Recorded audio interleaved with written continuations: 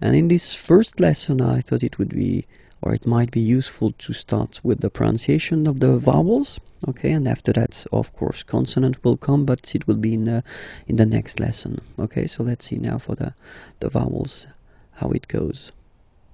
So the first one is A. Okay, A. So not really difficult to pronounce for most of you. Second one is repeat, okay. Remember that on this vowel we can put some accents, okay, and then it will affect the way you will pronounce the okay. But if it's like that without any accent and you need to spell it or to pronounce the letter, it's okay, Next one is E, then O, okay, so don't be afraid to put your mouth really round, O, okay, so it's quite deep, O, okay, then U, so this U can be tricky. So from my experience of teaching, I've been noticing that, well, in most of the cases, for American people, it can be quite tricky at the beginning, so you really need to insist on that. It's U, okay? Spanish-speaking persons can have some difficulties as well for that. U, okay? So don't be afraid to pronounce. So really, it's not U, because in most of the cases, that's the mistake people tend to make. They pronounce it like U, okay? Now, in that case, it's really U, so really narrow sound, okay, so don't be afraid to insist on that. And the last one is, well, it's Y, so if you need to spell it, then you say Y, okay? When you pronounce it, it's like E, okay? But the name of the letter is Y, okay? So if we check them again one more time, this one is A, then comes I, O, U, remember, U, and the last one, Y for the name, okay, but then the pronunciation is I, alright? And in this lesson, we'll discover the pronunciation of the consonants, so les consonnes. Are you ready? So let's start now. Okay, so les consonnes, B, okay, so this one shouldn't be that difficult to produce. B, then comes C, okay, C, D, F, G,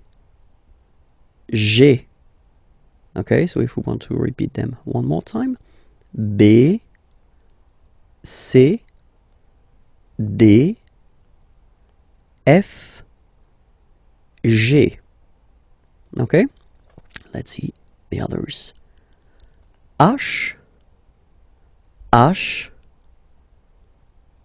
J,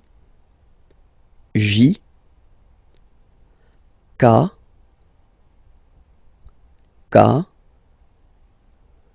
L, M. Okay, one more time. H, J, K, L, M. Okay, and then of course it continues. N, P, Q, R. So it's quite important because people tend to think that French people are making this R like that, really deep and really, well, it will hurt your throat if you try to insist too much on that. And if you listen to me, well, basically it's not that strong. R. Okay, so it's quite soft. R. the next one is S, S. Okay, so let's see them one more time. N, P, Q, R, S. And the last consonant are T, T, V, V, W, W. Okay, so we've got this double, and then V, W. Okay, X, X, and the last one, Z, Z. Okay, so remember to pronounce this D at the end. Z, Z. Okay, so let's see them one more time. T, V, W, X, Z. Discover les accents, so the accents. And normally when we talk about the accents, we tend to insist on the accents which are on the top of the letter E, okay, because they will change the pronunciation of the letter. When you put the accents on the top of O, I, or A, well, nowadays we don't really pronounce the differences, but then E is still affected by that, so you should really first remember the name of the accent, okay, and it's normally like that, okay, and then the sound that you will have to pronounce or to produce when you see it on the top of the okay, because so without any accent, this letter, if you remember, we saw that previously, is pronounced okay, but then when you put this one, so this one is called accent aigu, okay, it goes like that, in that direction, okay, and you will pronounce the letter like E, okay, listen to the difference, without the accent, with the accent, E, okay, without and with E, alright. Second accent that we can work on, it's a little bit the same, but it goes in the other direction. So if you look, it goes like that, okay, and then it's called accent grave,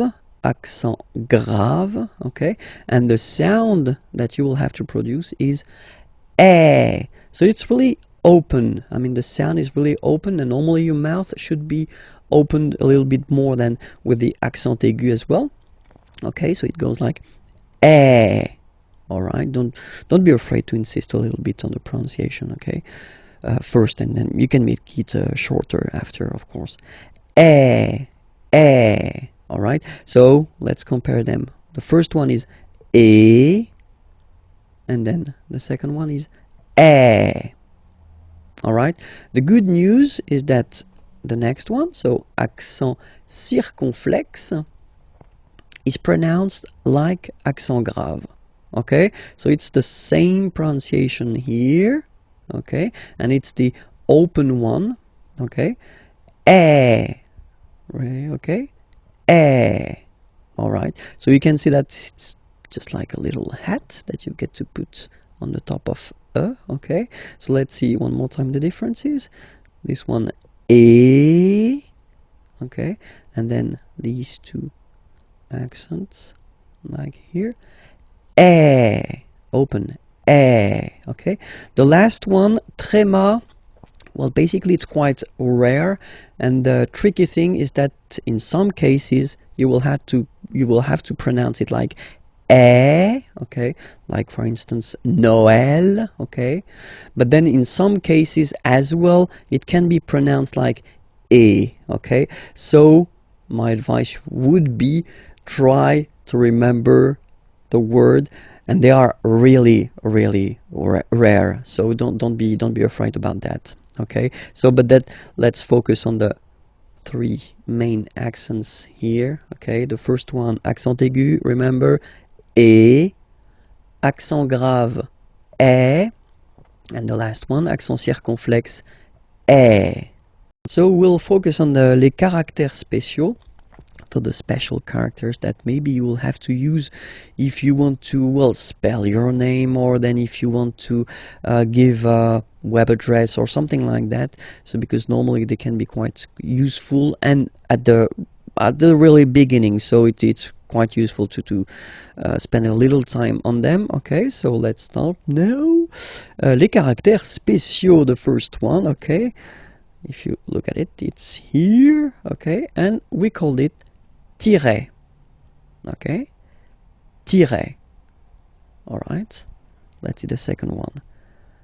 Same thing, but it's, you know, the low one, so we call it tiret bas.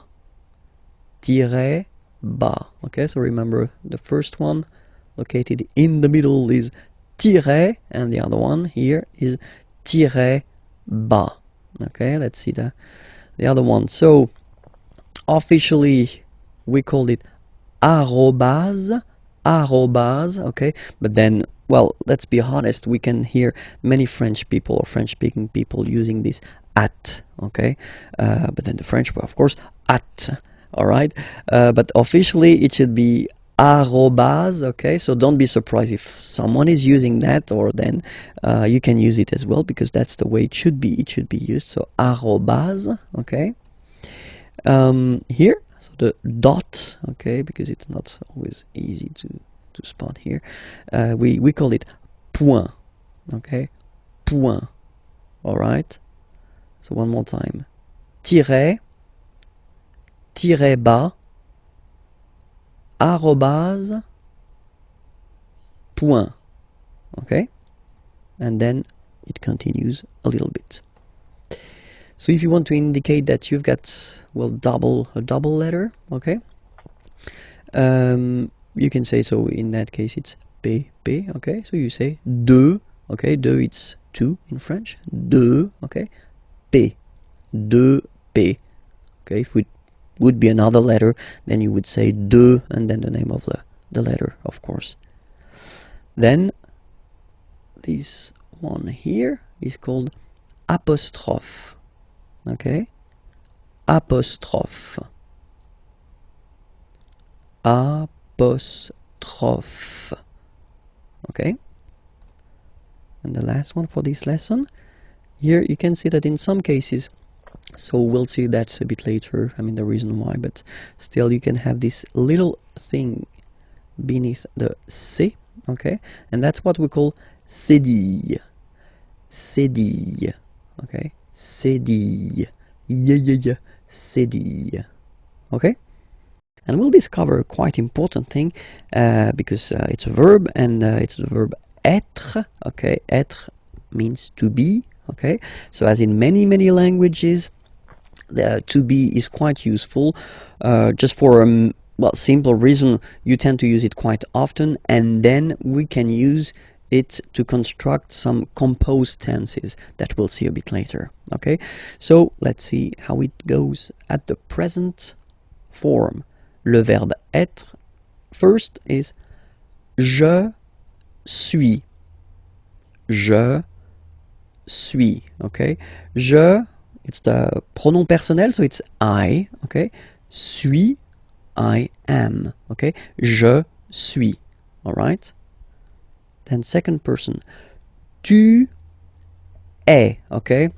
So remember, être is really tricky, especially when it comes to pronunciations, okay? So first one, suis, as you've been noticing, you don't pronounce the final S, okay? And for tu, then you've got this combination of letters, okay? But then basically the sound you will pronounce or you will produce is est, okay? Tu es, all right? Je suis, tu es. Okay, so let's see the next one. So you get this il, okay, so it's a capital letter, but then it's I and then L, okay, il, so it's he, okay, masculine form, and then elle, she, so feminine form, okay, and this is the verb. So il est, or then elle est.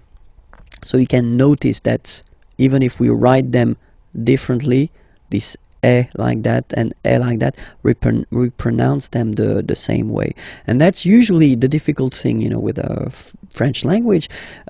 What you write and what you pronounce can be quite different. Okay, so remember, je suis, tu es, il est, elle est. Okay, so let's see how the next one comes. Here it's nous, nous. Okay, sorry about that. Whoops. Nous sommes.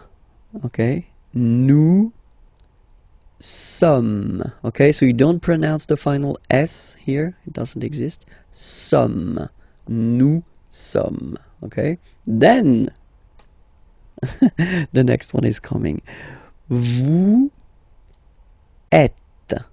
Same thing here. Notice that final S is not pronounced. Et. Okay, and then in French we tend to have this liaison. So liaison, it's like a link, okay, that we can make between the words. So in that case, vous is ending with S, and then you tend to make a little link between them. So vous êtes, z, it goes like that. Vous êtes, okay? Vous êtes, vous êtes. All right, so let's see one more time. Je suis, tu es, il est, elle est, nous sommes, vous êtes. Okay, and let's see the last one. Il. Okay, so you can notice that even if you've got this S at the end, and then here you don't have anything, well, you pronounce them the same way. Okay, il, singular form, il, plural form. Okay, ils sont, final T not pronounced, ils sont, elles sont. Okay, ils sont, elles sont. So let's see it again. Je suis, tu es, il est, elle est, nous sommes, vous êtes, ils sont, elles sont. All right.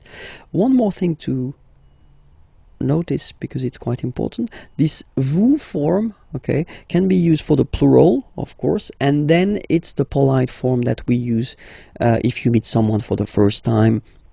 Let's say it's someone that you are connected to professionally, or it's, well, someone important, or then, well, in that case, or then you don't know this person, you should use definitely this vous. Okay, for the first time, it's the polite form. After that, you can decide whether you want to use this tu form, okay, which is normally quite common in French, but then first remember that vous is better. Okay, let's see a few examples now. Okay, first, I've been writing this question. So, quelle est votre nationalité? Okay, so here to show you that it's here. Quelle means what, est is, votre, your, so it's according to this vous. Okay, so the polite form of your, and then nationalité, nationality. Okay, so let's repeat the question. Quelle est votre nationalité? All right, and in French we tend to raise the voice at the end when we've got this little point d'interrogation. If it's a question, don't be afraid to go like yoop and raise a little bit at the end. Okay, so quelle est votre nationalité? Okay, quelle est votre nationalité? So if you want to present or to say where you're from, okay, so we're using this être for that, you know. Je suis, okay, so you get here it already, and then you put this français, français, okay, it's French. Je suis français. Je suis français. Okay, then another example. Quel est votre nom de famille? Famille, family, nom, name. So nom de famille, family name, last name if you want. Okay. Quel, it's still what. okay? In that case, it's written like that. So we will see that in a coming lesson, but just to inform you, that's the masculine form, just because nom is masculine, and here you've got the feminine form because nationalité is feminine, okay? But then we pronounce them the same way. So, quel est, what is, votre, your, nom de famille, so family name or last name, okay? It's a question. Quel est votre nom de famille? Okay, so it's not the opera or something that you want to sing, okay? So just raise a little bit your voice at the end of the question, okay? So the answer, c'est le François. So it's interesting because you can see that we've got this c'est here, and it doesn't show in the examples that we saw previously, or for the conjugation, just because it's so, well, basically you could translate it like it is, or this is, or yeah, it is, okay? C'est le François, okay? And the last one, quelle est sa profession, okay? Quelle est sa profession? What is, so être, hein, same, ça, so it's her profession, profession, okay? Elle est directrice. Elle est directrice. Okay, so she's a director, and then it's the feminine form here. All right? So the last lesson was introduction of le verbe être, okay, and I thought it would be more logical to continue with le verbe avoir. So avoir means to have, okay, and for the same reason as to be, okay, it's really useful and really used, so you should definitely know this verb avoir by heart if you want to master French language, okay? So let's see that, the verb avoir, okay? And so we'll see the different forms. So the first one is j'ai, okay? J'ai, all right? So if you remember correctly, we had this je, personal pronoun, and then when it comes near another vowel like a, for instance, then it tends to disappear, okay? So just to avoid pronouncing this je ai, because we think that in French it doesn't sound that beautiful, so we tend to take this e away, okay? So that you get this sound j'ai, okay? So j apostrophe ai. Remember, when you combine this ai, you get the e sound, okay? Second one, tu as, okay? As usual in French, final S is not pronounced. Tu as. Tu as. Okay, first one. J'ai. Tu as. Then comes il. So masculine form, he. Okay. Il, he. Elle, she. Okay. And then a. So as you can notice, second form as is pronounced a, and this is a. Same pronunciation in both cases. Okay? Then nous avons, final S not pronounced, avons. Okay? And then we tend to make this little link, as I said previously in the lesson for être, you make this link between the two, so nous avons, okay? Nous avons, that's it.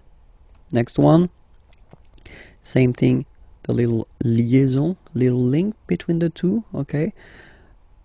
Vous avez, all right? And the last one, so same thing, if you can see, you get this final S and final S here, okay? And then you will have to make the little link between the two. Ils ont,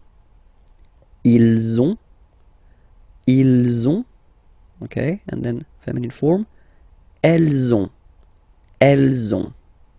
All right, let's see the whole thing one more time.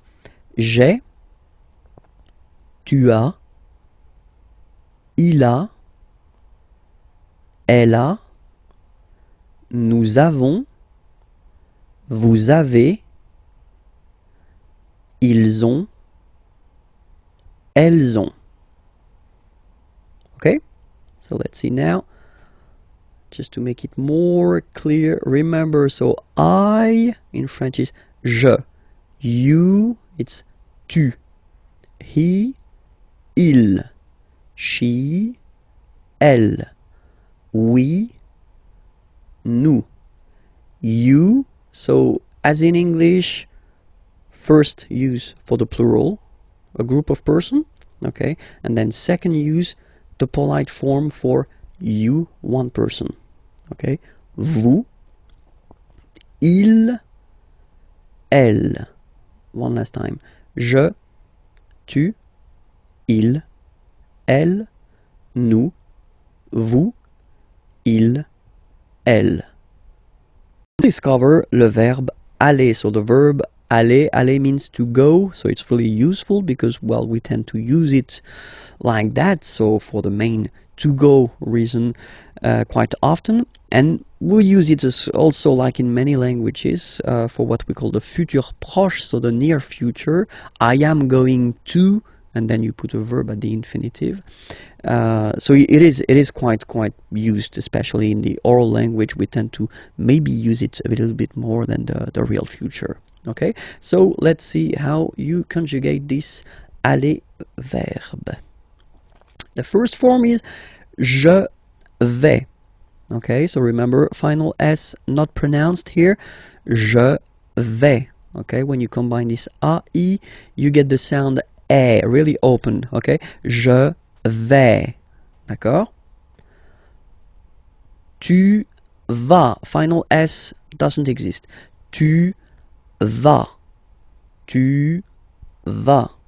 Okay, then we've got this il, so remember, il, it's for the masculine form, so he, okay, and then elle, she, okay, and then you get the va form. Basically, you pronounce it like for the tu, because you don't pronounce the final S, okay, il va, elle va, okay, je vais, tu vas, il va, elle va.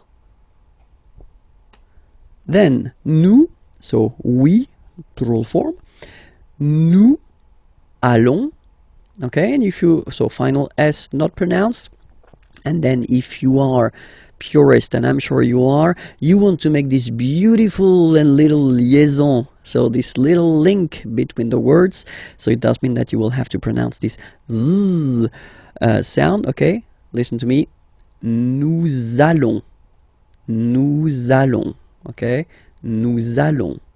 That's it. Same thing here. We'll have this little link between the two. Vous allez. Vous allez. And the last one. So remember, here you've got this S just to make the difference between the singular and the plural, because when you put the plural form, normally you tend to add S at the end of the words. Okay, like here.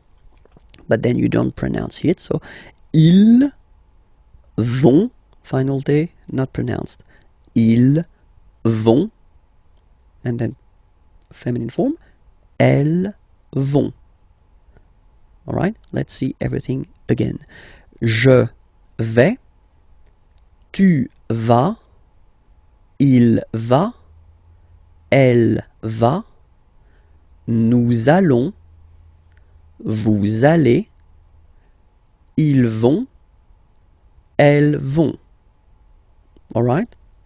And then just few examples just to show you how useful this aller verb can be, because we tend to use this aller verb when you want to ask if someone is doing fine, okay?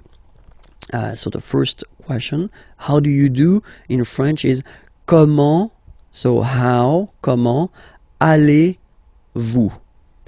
And then, same thing here, little link between the two. Comment allez-vous? comment allez-vous? All right. So I've been putting this vous form here for the first example, just to show you that if you meet someone for the first time, then it's better to use this vous. So here the vous form, so because it's the polite form. Okay, comment allez-vous? Okay, it's a question, so raise a little bit your voice at the end, like comment allez-vous? Okay, you see, comment allez-vous? All right, so answer when you want to say I'm doing fine. Okay, je vais bien, and then you say merci, thank you. Je vais bien, merci. So now, if you know the person, okay, you get two options. I mean, normally that's the most used one. The first one would be comment vas-tu? Okay, so in that case you just switch and you change this you, so polite form, and you change it with this tu form. Comment vas-tu? Okay, well, answer can be the same, you know, je vais bien, merci. Okay, and the other one, comment ça va? Okay, it would be like impersonal form. Okay, so you're not really addressing directly to the person. How is it going? Could be translated. It could be translated like that in English. Okay, comment ça va? Okay, you raise a little bit at the end. Comment ça va? And then same thing. You can answer with ça va, merci. Okay, so let's read them. Comment allez-vous? Je vais bien, merci. Comment vas-tu? Je vais bien, merci. Comment ça va? Ça va, merci. We will discover le verbe s'appeler. So previously we've been seeing three verbs. So the first one was être, to be, yeah, and then after that it was avoir, to have, and then in the last or previous lesson it was aller, to go. And I thought it would be useful to introduce this s'appeler verb, because normally that's the verb you tend to use at the right beginning when you want to introduce yourself, because if you say my name is, well, in French we will use this s'appeler verb. Okay, it is always tricky and a big challenge for a French teacher to introduce this s'appeler verb at the real beginning, because it belongs to this group of verbs that we call verb pronominaux. So you'll see why, because if you compare it to the others, something is coming there. Okay, so if you remember, when we conjugate a verb, first we put the pronom personnel, so the personal pronoun here. So je is like I. Okay, and then so basically the verb appeler means to call. Okay, so without this s, okay, appeler is to call. Okay, and then when you had this s here, and then if you transform it like in this form, I call, and this is a pronoun, it's like me, so it's like I call myself, I call me. So it's just the way we've got in French to introduce ourselves. Okay, so it's je m'appelle. Okay, je m'appelle. All right, second form, tu t'appelles. Okay, remember, final s not pronounced. Tu t'appelles. Okay, then il s'appelle. Il s'appelle. Elle s'appelle. Elle s'appelle. And then the funny thing for nous or vous, you'll see that, well, basically we repeat it, it's just a pronoun. So we call ourselves if you want, okay, but then we put the pronouns before the verb. Okay, nous appelons, and then little link would be perfect. So let's pronounce the whole thing again. Nous nous appelons. Nous nous appelons. Okay, final s doesn't exist. Nous nous appelons. Okay, then vous vous appelez. Vous vous appelez. Okay, so you can hear we put the little link again here. Vous vous appelez. All right, and the last one, il s'appelle, elle s'appelle. Okay, so one thing that you should remember, and probably you did here. Okay, so here for nous and vous, so we've got only one L, like here in the infinitive form. So that's the reason why I've been pronouncing appelons. Okay, and then appeler. Alright, but for je, so if you can spot it here, look, we've got double L here, double L, and then for the plural form double L. So when you get this e vowel and then you get a double consonant, and well, they are the same, then it does change the pronunciation of e. You tend to pronounce it like really open. That's the reason why you pronounce it appel, okay? Appel, and appel. Alright, so as I said, that's the tricky thing with French language. I mean, you write them like here without S, here with S, and here with E and T, you pronounce them the same way. Je m'appelle, tu t'appelles, il, elle s'appelle, il, elle s'appelle. Okay? Alright. And now a few examples. Comment vous vous appelez? Okay, so comment vous vous appelez? So when you want to know the name of someone, you know. Comment vous vous appelez? Answer. Je m'appelle Vincent. Et vous? Okay, so I am Vincent. I call myself Vincent if you want. Vincent. Et vous? And you? Okay, so you want to know the name of the person who is asking this question. Okay. The other possibility that you would have, you know. So first you've been starting with comment and then vous vous appelez. Okay, so that's the, well, a common way of asking the question. All right. Other possibility would be to start with vous vous appelez. Okay, so technically you just take the verb and then you put this comment, how, at the end. Okay, it would be possible as well. Okay, remember to raise your voice. Vous vous appelez comment? All right.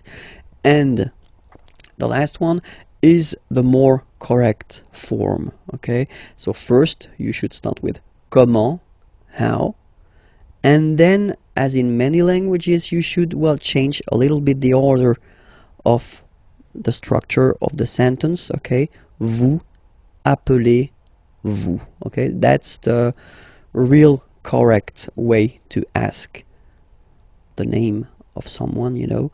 Comment vous appelez-vous? All right, and then you raise your voice. Comment vous appelez-vous? All right, so let's repeat them.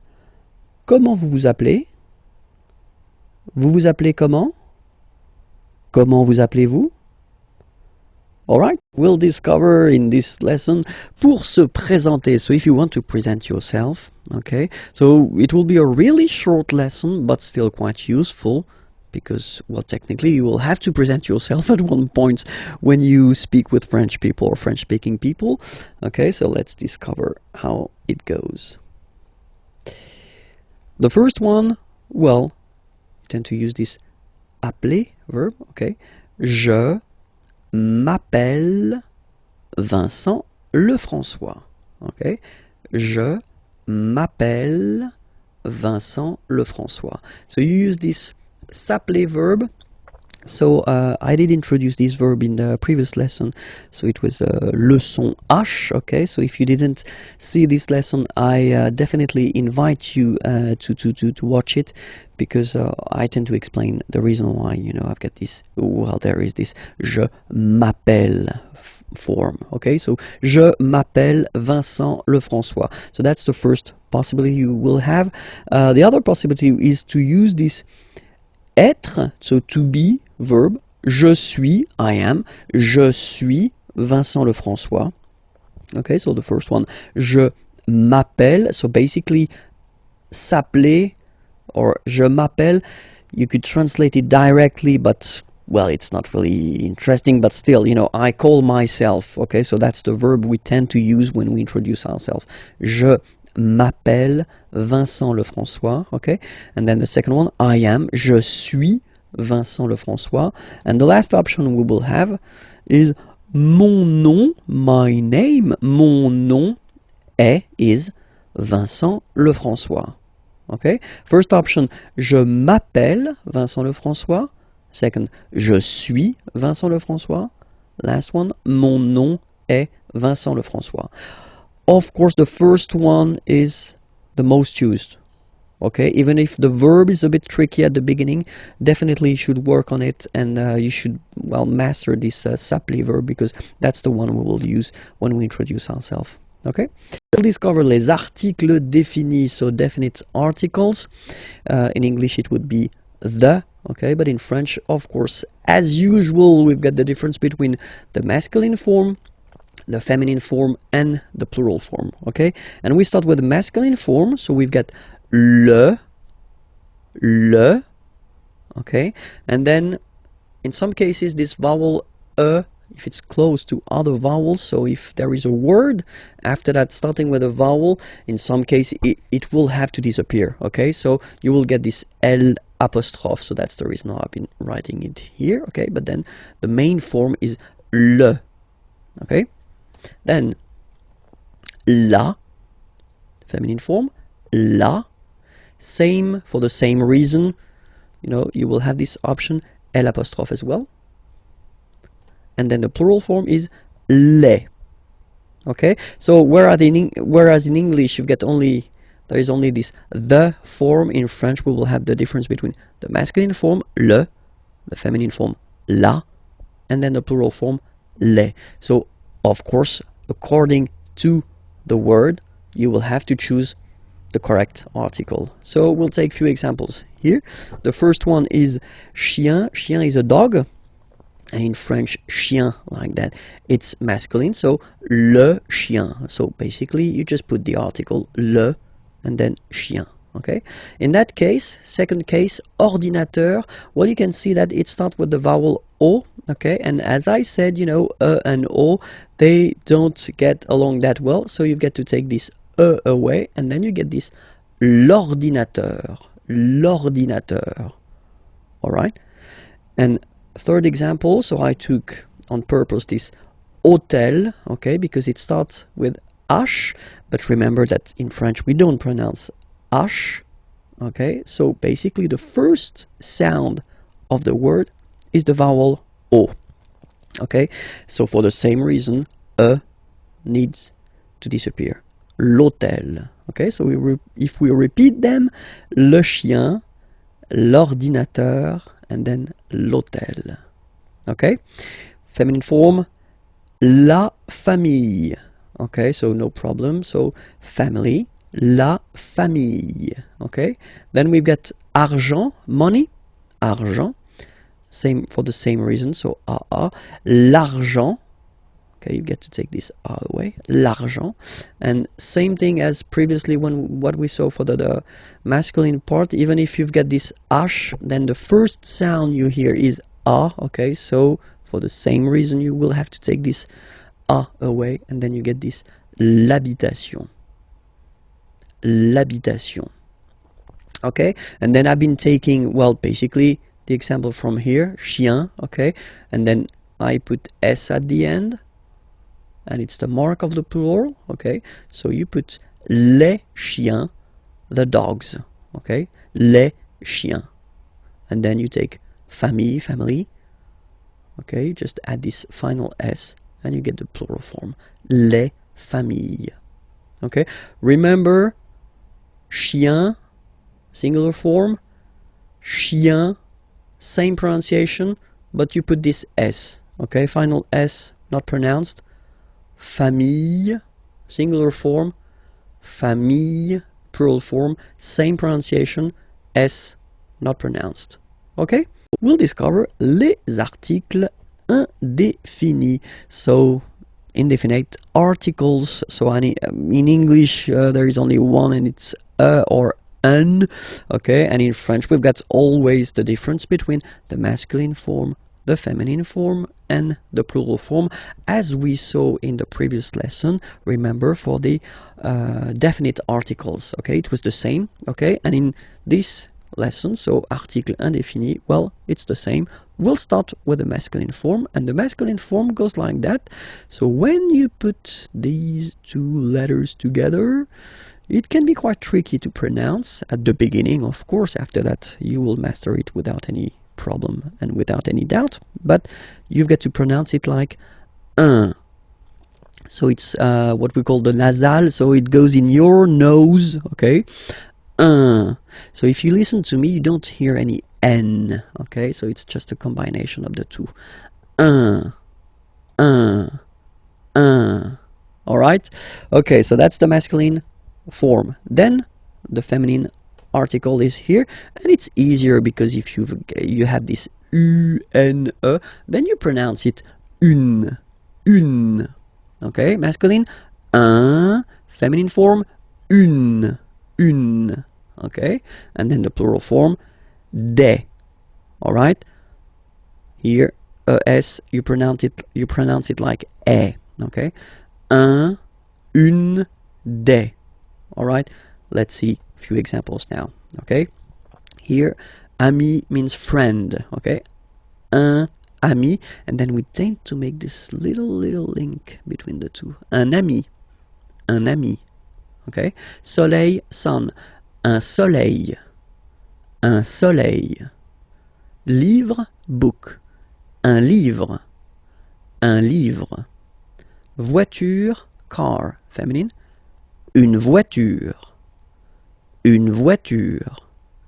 École, school, feminine form as well. Une école, une école. Décision, une décision. Une décision. Don't ask me to translate this décision. Come on, please. Ami, so I've been taking this now. Look, ami here. So we've got the masculine form and it's the singular. Remember, if you want to put the plural form, then you just add this final S here. Okay, but then technically you pronounce it the same way. So singular form ami, plural form you add this S, but it's ami as well. Okay, in that case you get des, so here des, okay, here, and then there is this little liaison. Remember, it's been introduced in a previous lesson. You put this little link between the word. Des amis, des amis. Okay, I've been taking voiture here, voiture, a car. Okay, just add this S at the end and then you get the plural form, des voitures. Okay, and then I've been taking back this livre, same thing, you just add S at the end, des livres. Okay, let's repeat them one more time.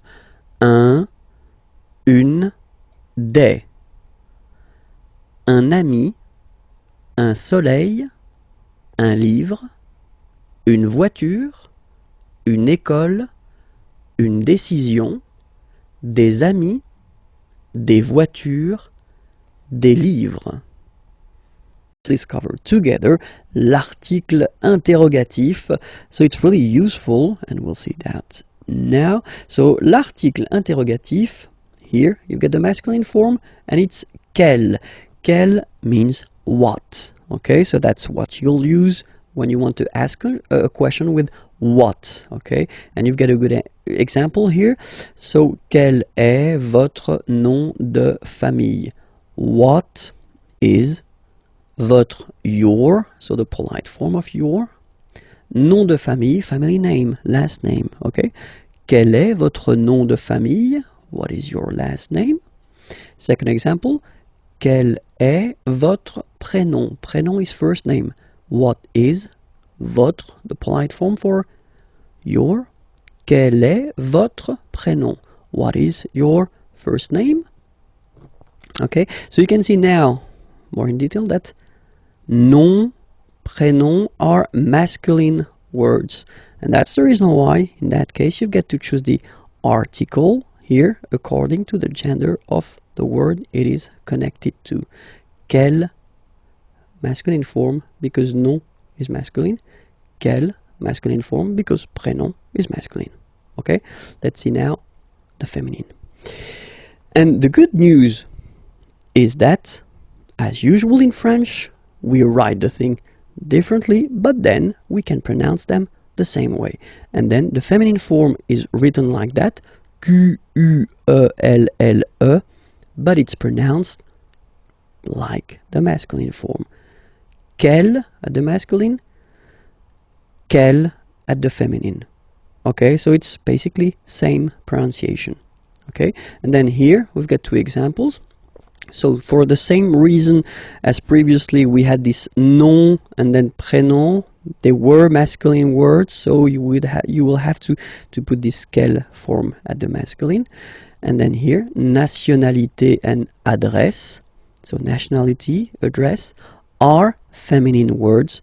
So it does mean that you will have to use this article interrogatif, quelle, at the feminine form. Quelle est, what is, votre, your, nationalité. What is your nationality? Quelle est votre nationalité? Okay. Quelle est votre adresse? What is your address? Okay. So, let's repeat them. Quel est votre nom de famille? Quel est votre prénom? Quelle est votre nationalité? Quelle est votre adresse? Okay. So, remember one thing for the phonetics, okay, the way to pronounce them. Quelle, masculine form here, will be pronounced exactly as the feminine form here. Quelle. So only one sound, okay? And then the second thing that you've got to remember, of course, you can, well, basically accord these articles with the word they are connected to. So it does mean that if the word is at the plural form, then you will have to put the plural form. The rule in French, if you remember correctly from the previous lessons we've been doing, is to put this final S at the end of the words to put the plural. Okay, so quelle here for the masculine singular will become quelle here, masculine plural. Okay, quelle here, feminine singular, will become quelle with the S, feminine plural. And the good news is that you will pronounce them the same way. Alright, so quelle, quelle, quelle, and quelle. Okay, remember that in some cases, of course, you will have to make this little liaison, you know, this little link between the words. So if the word or the verb or whatever is coming after is starting with the vowel, of course you will have to put this little link. But then if you pronounce it, or if you pronounce them just like that, quelle, quelle, quelle, quelle. Okay? We're going to discover together les jours et les mois. So, the days and the month. Okay? Les jours et les mois. So let's see that together. And so we'll start with les jours de la semaine. Okay, semaine is week. Les jours, so you can see that it's the plural form. Huh? The days. Huh? Les jours of de la semaine. Les jours de la semaine, the days of the week. Okay, so we'll start with the first one. And in France, the week starts with lundi, Monday, lundi, lundi. Okay, remember, UN is pronounced like un, lundi, lundi, lundi. Then mardi, mardi. So you can hear that you don't pronounce it that strongly, this R. Huh? Mardi, mardi, okay? You don't need to go too deep like mardi. No, no, no. You don't move your tongue, so it doesn't sound like mardi. No, it's really soft. Mardi, mardi, mardi. Okay? The next one is mercredi, mercredi, Wednesday, mercredi, mercredi. Okay? Next one, jeudi. Jeudi. Remember, when you combine this u, you get the sound jeudi. Jeudi. So I insist a little bit, so make it softer. Jeudi. Jeudi. Then en, nasal, and it's en. So remember, vendredi, vendredi, vendredi, vendredi. Okay? Then samedi, samedi, don't insist on the samedi, samedi, all right? And the last one, dimanche, dimanche. You get the sh, and then en, dimanche. Okay, let's see them one more time. Lundi, mardi, mercredi, jeudi, vendredi, samedi, dimanche.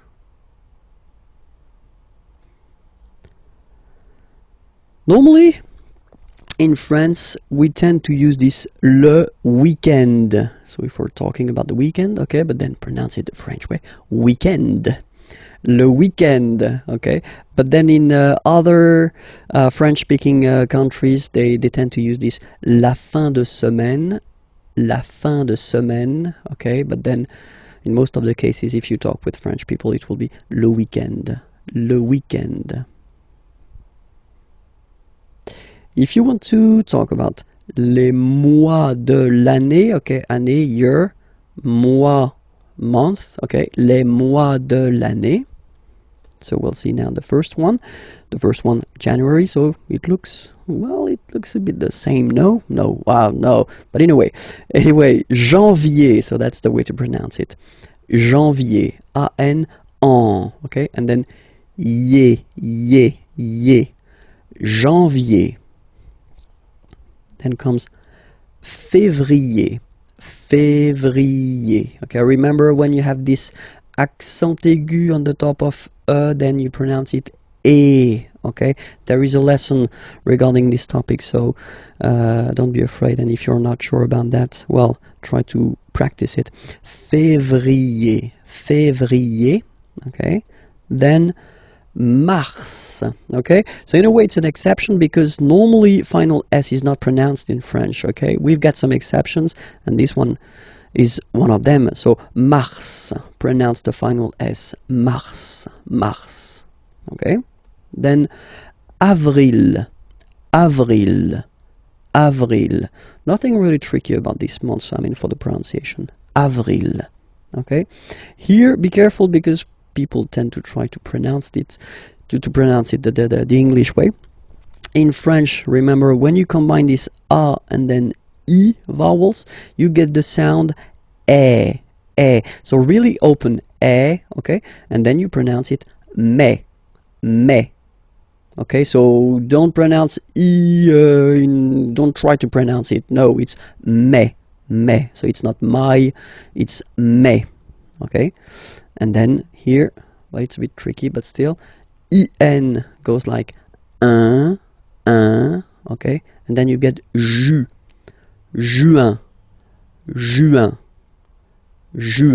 okay, let's see them one more time. Janvier, février, mars, avril, mai, juin.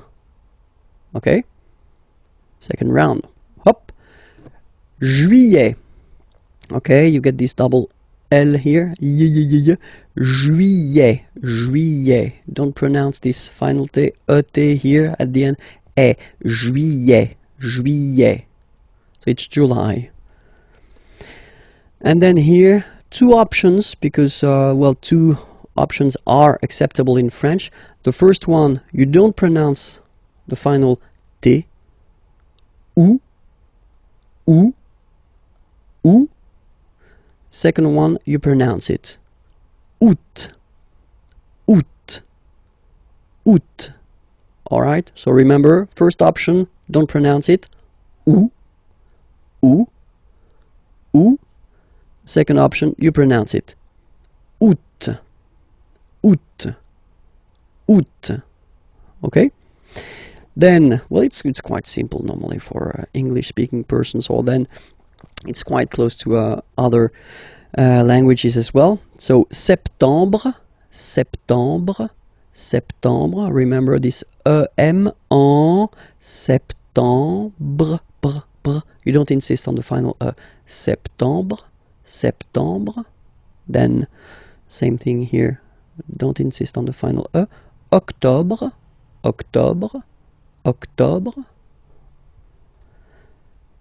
Novembre, novembre, novembre. Okay, EM en novembre, novembre. And the last one. Décembre, décembre, décembre. Same thing. EM en décembre. Okay, so let's repeat them. Juillet. Remember this. Juillet. Août. First option. Août. Second option. Septembre. Octobre. Novembre. Décembre. Okay. The little gift. L'hiver. L'hiver. And it means winter. So I've been putting this M here just to tell you that it's masculine. L'hiver. Le printemps. Le printemps. Spring. L'été. L'été. Summer. So I forgot to put it, but here I should put M because it's masculine. L'été. L'automne. L'automne. And same thing here, it should be M, automne, masculine. L'automne. Okay, so let's repeat it. L'hiver, le printemps, l'été, l'automne. And then, the last thing for this lesson, if you want to introduce the dates, okay, so if you want to tell what day it is today, so aujourd'hui means today. Aujourd'hui, today. Nous sommes, so we use the verb to be, okay, we are, nous sommes, le 8 juin 2012. Okay, so forget for the 2012, don't be afraid. We'll see that a bit later for the numbers. Okay, aujourd'hui, today, nous sommes, we are, le, you put the article, definite article, okay, and then you put the date here. Okay, you start with the number, the month, and then the year. Okay, or then, second option, aujourd'hui, so it doesn't change, it's here, today, c'est, it is, this is, and then you put the date, le 8 juin 2012. Okay? Le masculin et le féminin. So let's see how we will modify some words that are masculine into a feminine form here. Because, for instance, we're talking about, well, whether professions or occupations. Here, student, assistant, actor, dancer, baker, and then computer scientist. It looks quite nice in English. Informaticien is nice, but still in English. Computer scientist, it's really interesting. Okay, so the rule in French is to add a at the end of a word to put the feminine form. Okay, so for instance here we've got étudiant, and then we've got assistant here. Okay, you just take it back here, étudiant, and then you will add this e at the end without modifying the first part. Okay, so it will of course change a little bit the pronunciation, because you will pronounce it at the masculine form. Il est étudiant. Okay, A-N-T, étudiant. Okay, but then for the feminine form, elle est étudiante. Okay, t. Okay, you don't really insist on the e, but you insist quite much on the t. Elle est étudiante. Il est assistant. So don't pronounce the final t here. But for the feminine form, elle est assistante. Okay, étudiant, étudiante. Assistant, assistante. All right. Then we've got now the tricky ones. Il est acteur. Okay, so it's one of the irregular ones. EUR here, acteur, and it will become RIS. So EUR is becoming RIS. Elle est actrice. So acteur is becoming actrice. Okay, and then we've got a second group with this EUR combination. Il est danseur. EUR is becoming euse. Danseuse. Okay, danseur masculine, danseuse feminine form. Il est danseur, elle est danseuse. Okay, then we've got this group like boulanger, boulanger, ER. So if you add this final E at the end, then you will have to put this accent here, accent grave. Remember, when you've got this E plus this accent grave, you pronounce it like E, really open E sound. Okay, so boulanger, boulanger, and then feminine form, boulangère, boulangère. Same thing, don't insist too much on the final E, boulangère. Okay, il est boulanger, elle est boulangère. Alright? And the last group is IEN, informaticien, yin, yin, yin. So that's the way to pronounce this IEN, yin, yin. Okay? Informaticien. Alright? And then, if you look carefully, then here, okay, you will have to double the N and then add this final E, okay? And you get the sound informaticienne, sienne. Remember, E and then double N, or then it could be double L or double consonant here. You open your E, so it's E, informaticienne. Okay, so I tend to insist a little bit. Okay, don't worry, I will pronounce it a bit more normally after. Il est informaticien, elle est informaticienne. Okay, so let's see them one more time. Il est étudiant, elle est étudiante. Il est assistant, elle est assistante. Il est acteur, elle est actrice. Il est danseur, elle est danseuse. Il est boulanger, elle est boulangère. Il est informaticien, elle est informaticienne.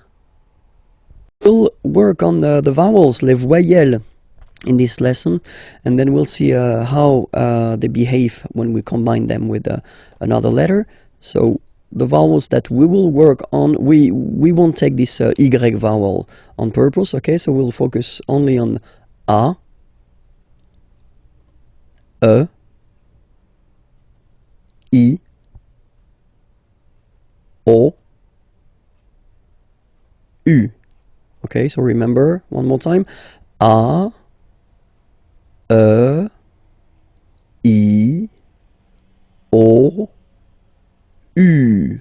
Okay, remember this U is usually can be quite tricky for English-speaking persons, especially the difference between the U and the OU. Okay, but we'll see that a bit later.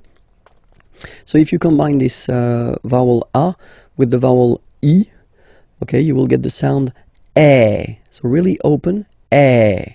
Okay, and then if you combine it with the vowel U, then you will get the sound O. O. Alright, so, well, exactly the same sound as this O vowel here. So it's the same O. Okay, and then if you combine it with the letter N, in that case, you will get what we call nasal, so it goes in your nose, and then you get the sound on. Okay, if you listen carefully, well, basically you don't listen, or you don't hear, sorry, any N in my pronunciation. On. Okay, let's see what happens with e. So e combined with the vowel e will give you the sound e. So the same sound as we had previously here. Okay, so it's the same sound and it's e, so really open. And now if you combine it with the u, you will get the sound e. And if you combine it with n, then you get the sound en. So the same sound as we had when we combine n with a, okay? En. Alright, so let's see now for e. So for e, obviously, if you get two times the same letter, then it will be a bit longer, so e. Okay, same thing for u, it doesn't really happen. And then here, that's the interesting one. If you combine e with n, then you will get the sound un. Okay, in your nose, Alright, so let's see o now. If you combine o and e, you will get the sound wa. So make it, repeat it like that, you know, wa. And then after that, only one, wa. Okay? Then if you combine it with u, you will get the sound oo. So as I said previously, the difficulty, one of the big difficulty for English speaking persons is this difference between the oo here and the u here. Ooh, u. Okay, so you'll have the time to work on that, but still it's oo in that case. If you combine it with n, then you will get the sound on. Same thing, nasal, so in your nose, on. Alright, let's see the last one. So if you combine u and e, you get the sound oui. Alright, so really u, it's not oo, okay, so it's u, oui. Alright, and then, well, basically it doesn't exist, this uo. And if you combine it with the n, then you get the sound un. So before we had the difference between this un here and this un here, but nowadays in France, at least, you don't make any difference between the two. Okay, so it's un here and un here. All right, so let's see them one more time. A, e, o, en. E, e, en. I, un. O, wa, ou, on, u, ui, un. We'll discover les chiffres in this lesson. I hope you're ready because it's starting right now. Les chiffres. 0, 0. Okay, so remember, you get this z and then e accent aigu, zéro. Okay, then 1. All right, so when you combine this u and n, you get the nasal sound 1. 2. Final X not pronounced, okay? 2. 3. Final S not pronounced. 3. 4. 4. Okay? So remember that even if you get this U vowel here, basically you don't pronounce it, because that's the rule in French. When we get this Q letter and then a vowel after, then we will have to put this U. Okay? So you get this Q-U-A, but then the sound that you will pronounce is K. Okay? 4. 4. All right? And next, 5. 5. 5. Then be careful here, because even if it's ending with this X, well, you'll have to pronounce it like S. Okay? So you get the 6 pronunciation. 6. 6. Okay, so it's not 6, it's 6. Alright? Then here, remember, P is not pronounced. Okay, it doesn't exist, so you got this set sound. Set. Set. Okay? Then here, final T is pronounced, so huit, huit. Remember in French this H letter here, okay, doesn't exist phonetically, so we don't really pronounce it, okay, so if you listen carefully, you will only listen or hear these vowels at the beginning of the word. Huit, huit, okay, and then neuf, neuf, neuf, okay.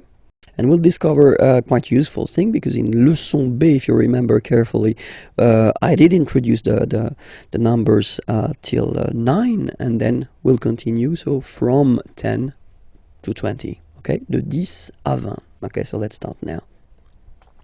10, okay, so remember, final X here is pronounced like S.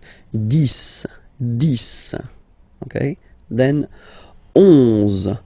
11, okay, so O plus N give you the sound on, onze, onze, okay, final E doesn't exist phonetically, onze, okay, douze, douze, O, U, the two together will give you the sound OU, okay, and then Z, douze, douze, alright.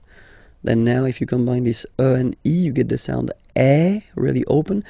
13, 13. Final E, as usual, not pronounced. 13, 13. Okay? Then here, 14. So remember Q and U here. Well, basically you get to put this U vowel, because that's the rule in French, even if you don't pronounce it, okay? So you will get the sound K here. K, 14, 14, okay? Same thing here, U doesn't exist, so 15, 15, 15, alright? IN, nasal, so it's 1, 1, 15, 15, okay? Then it continues, of course.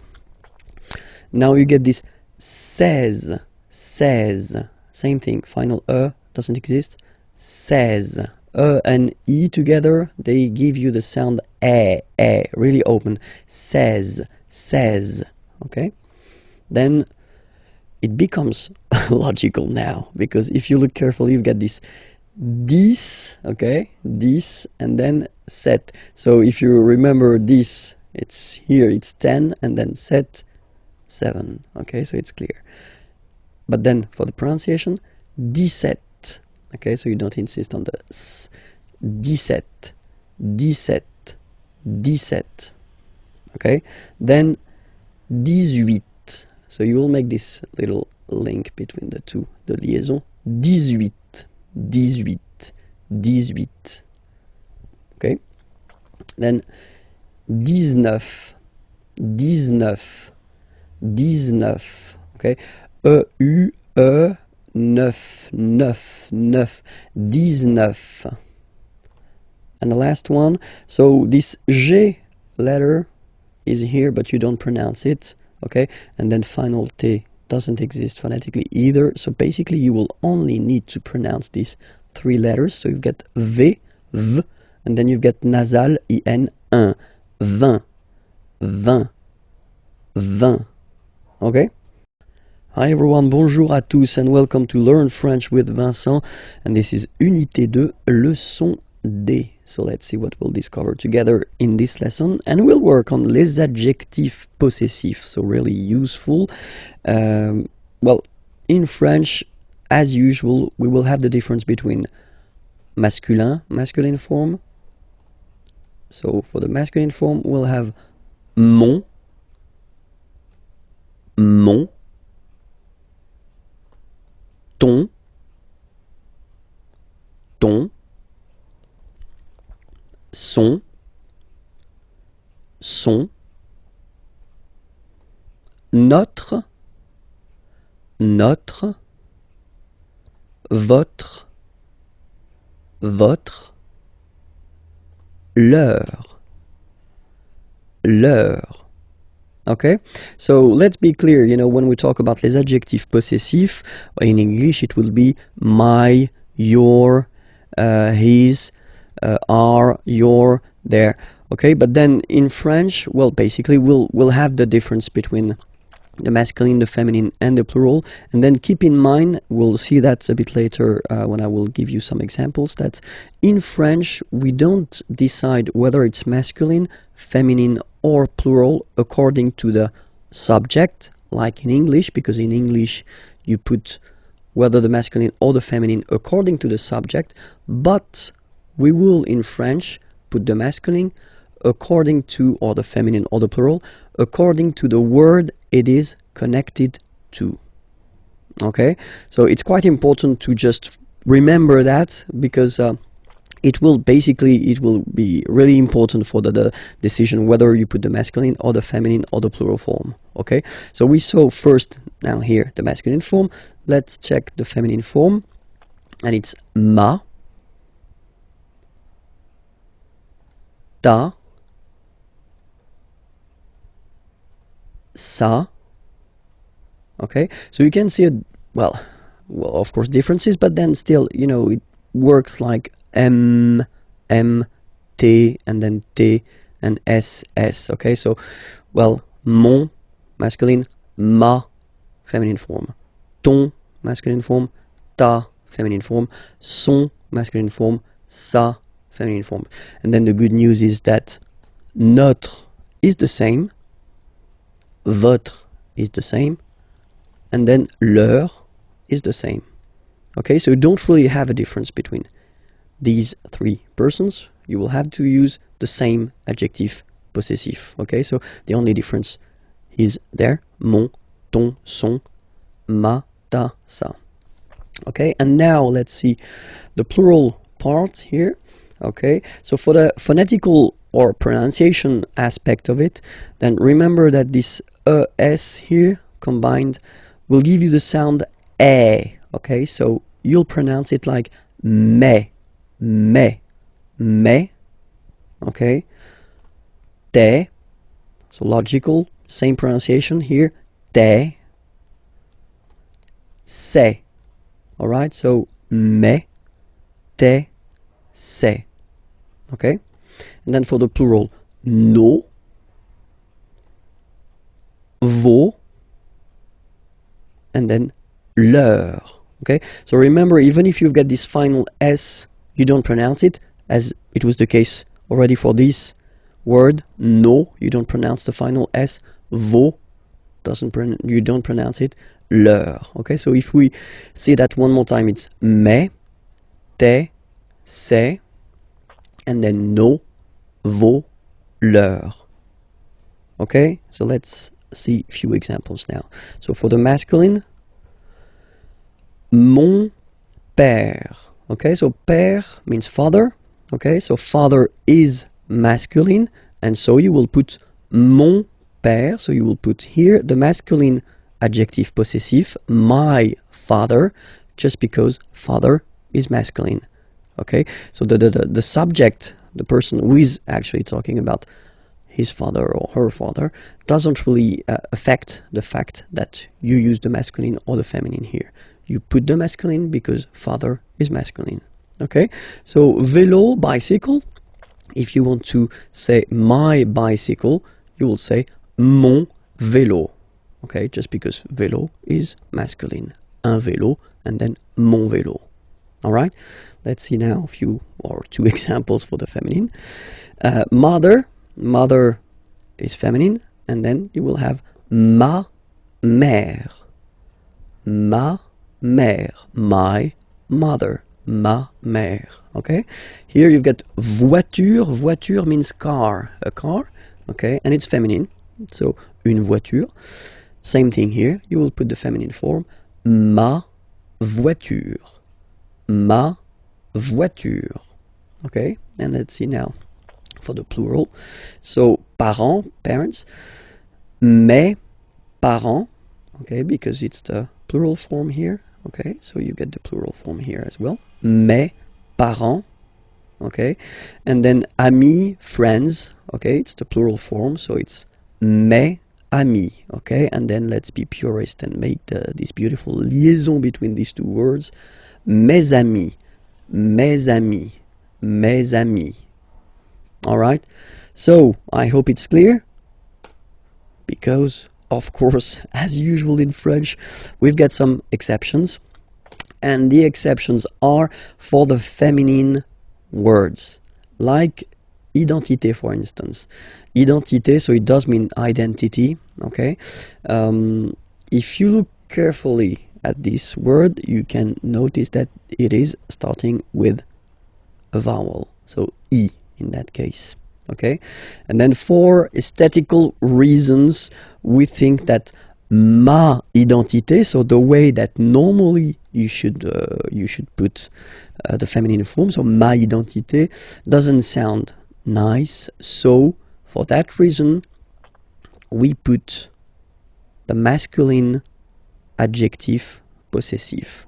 So remember, with the words, feminine words that start with a vowel like I here, identité, you will have to use les adjectifs possessifs masculin, so the masculine form. So it goes like mon identité, so my identity, mon identité, mon identité. Okay, another example, adresse, so same thing here, adresse is a feminine word, but then it starts with a, okay, same thing, you will have to use adjectif possessif masculin, mon adresse, my address, mon adresse, okay, you can hear now this little link, so you've got to pronounce this N, mon adresse, okay. And the last one I took, same thing, opposition, well, basically feminine, but then it starts with the O, mon opposition, you make this link, huh?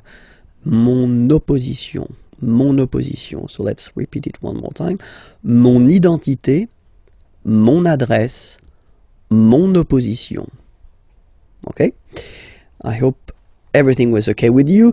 So it was leçon D. Okay, so remember to check for the next lesson and the previous lessons there, here, and then you get, of course, more material at the following website, www.imagier.net. Okay, bye bye. Work on les pronoms toniques. So they're useful, and normally we tend to introduce them quite fast in French because you will have to use them. Les pronoms toniques, so if you remember we saw les pronoms personnels like je, I, tu, you, etc., etc. Okay, but then in that case, when you want to use this pronom tonique, normally you want to insist, okay, and then you want to use this moi form, so moi is me. So that's the main difference between moi, me, and then je, I, because je, normally you will use that to construct a sentence as a subject, okay. Normally this moi is not a subject, so it's not possible to put that right before a verb. It would be a mistake, okay. Moi, so it's me, moi. So remember this OI combination give you the sound wa wa wa, moi, okay. And then you get toi, toi. For the masculine form we get lui, lui, okay, and for the feminine form we've got elle, elle. So you can notice that, well, basically for the masculine it does change because pronom personnel is il, okay, and in that case pronom tonique is lui, all right. But then for the feminine form it's the same, so it's elle, okay. And then good news, same thing for the plural, nous, vous, okay, so they don't change. You get nous and then you get vous as for the pronom personnel, and same thing here for the plural form, third person of the plural. So the masculine form will change and you get the sound remember, final X not pronounced, and then plural elle, elle. Okay, so let's see them one more time. Moi, toi, lui, elle, nous, vous, eux, elles. Okay, so I did prepare a few examples. So the first one, moi, j'aime le tennis.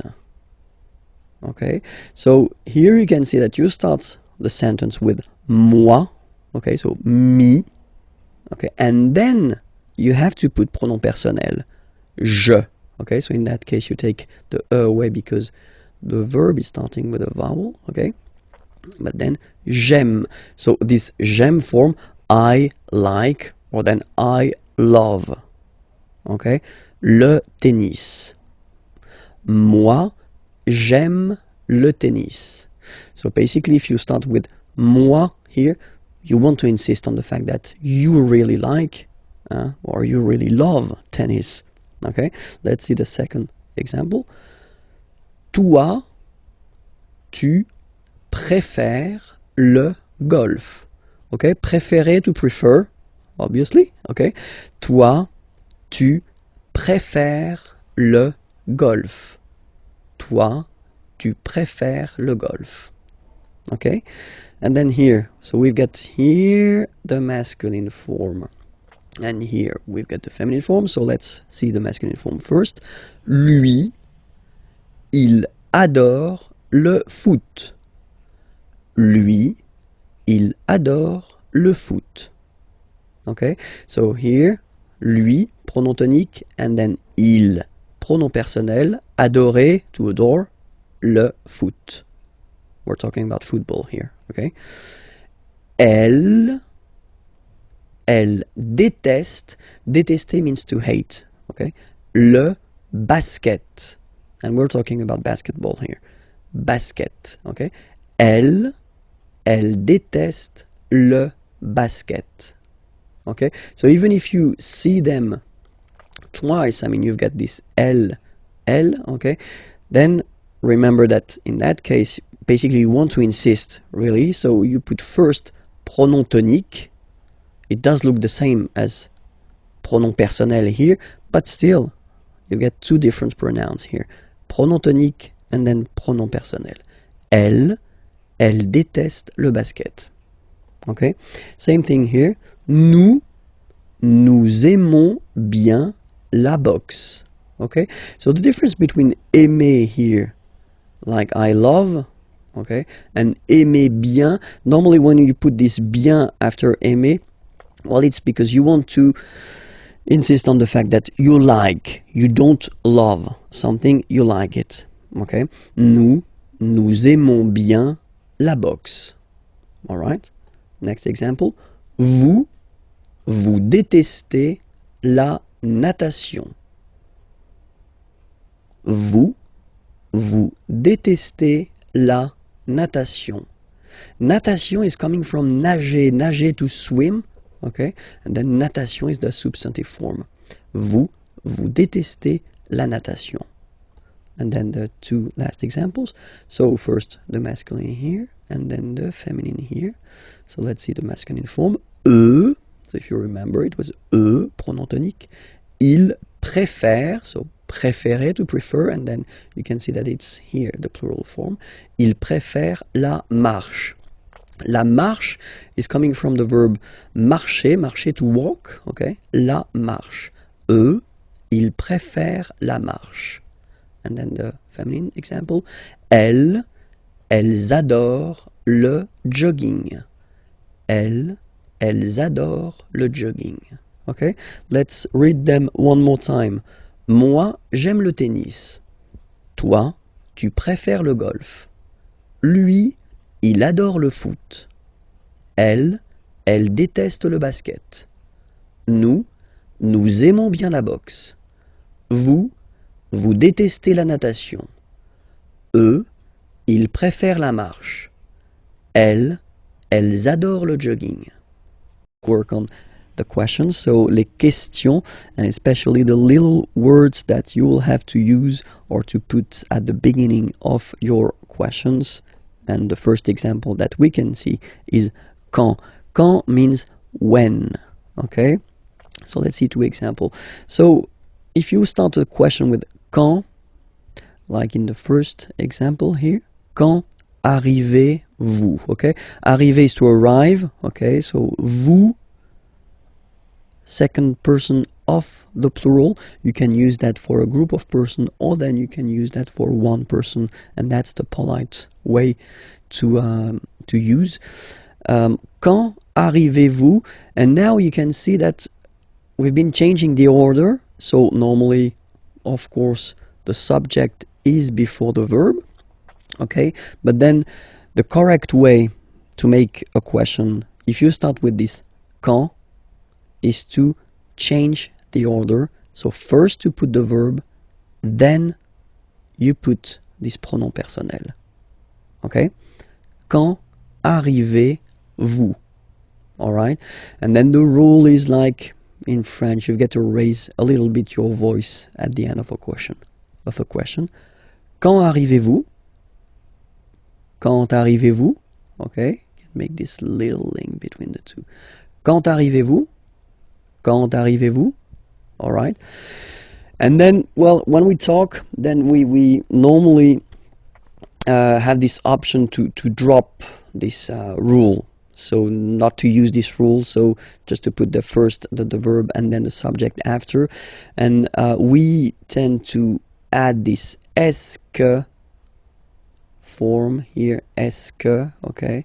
So, and you'll get this question. So, quand est-ce que vous arrivez? It is exactly the same question. Okay, it is quite long if you compare it to the first one. It is more spoken. Okay, it is less formal, and that's normally what you'll hear if you talk with French people. Quand est-ce que vous arrivez? Quand est-ce que vous arrivez? Okay, and then here you see that because you've been using this est-ce que form, then you keep the normal order. So first the subject, vous, and then the verb. Okay? Quand est-ce que vous arrivez? All right? And then don't be afraid to raise your voice a little bit at the end. Quand est-ce que vous arrivez? Quand est-ce que vous arrivez? You see? So it's not really the opera. You don't need to go really high, you know, but it's just a little bit. Quand est-ce que vous arrivez? That's it. And the next one is où. Où means where. Where. Okay, so quand, when, remember? Où, where. Two examples. Same rule, okay, so the formal or the classic way, if you want to ask a question with où, would be to change the order. So first the verb, then the subject here. Où habitez-vous? Où habitez-vous? Where do you live? Habiter is to live. So you live like if you're talking about the place where you are living, okay? Où habitez-vous? Où habitez-vous? And then same possibility, you just add this est-ce que, and then you keep the normal order of the sentence, so subject and verb. Où est-ce que vous habitez? Où est-ce que vous habitez? All right. Next. Pourquoi? Pourquoi is very useful because it's why. Okay, so remember, quand, when, où, where, pourquoi, why. Same thing here, okay, pourquoi, you should change the order. Okay, so first the verb and then the subject. That's the correct or formal or classic way of asking a question. Pourquoi venez-vous? Venir is to come. So why do you come? Pourquoi venez-vous? Pourquoi venez-vous? All right. Same rule here. If you want to add this est-ce que, then you just keep the classic order like subject and verb. Pourquoi est-ce que vous venez? Pourquoi est-ce que vous venez? Okay. And then comment is how. How. Comment venez-vous? How do you come? Comment venez-vous?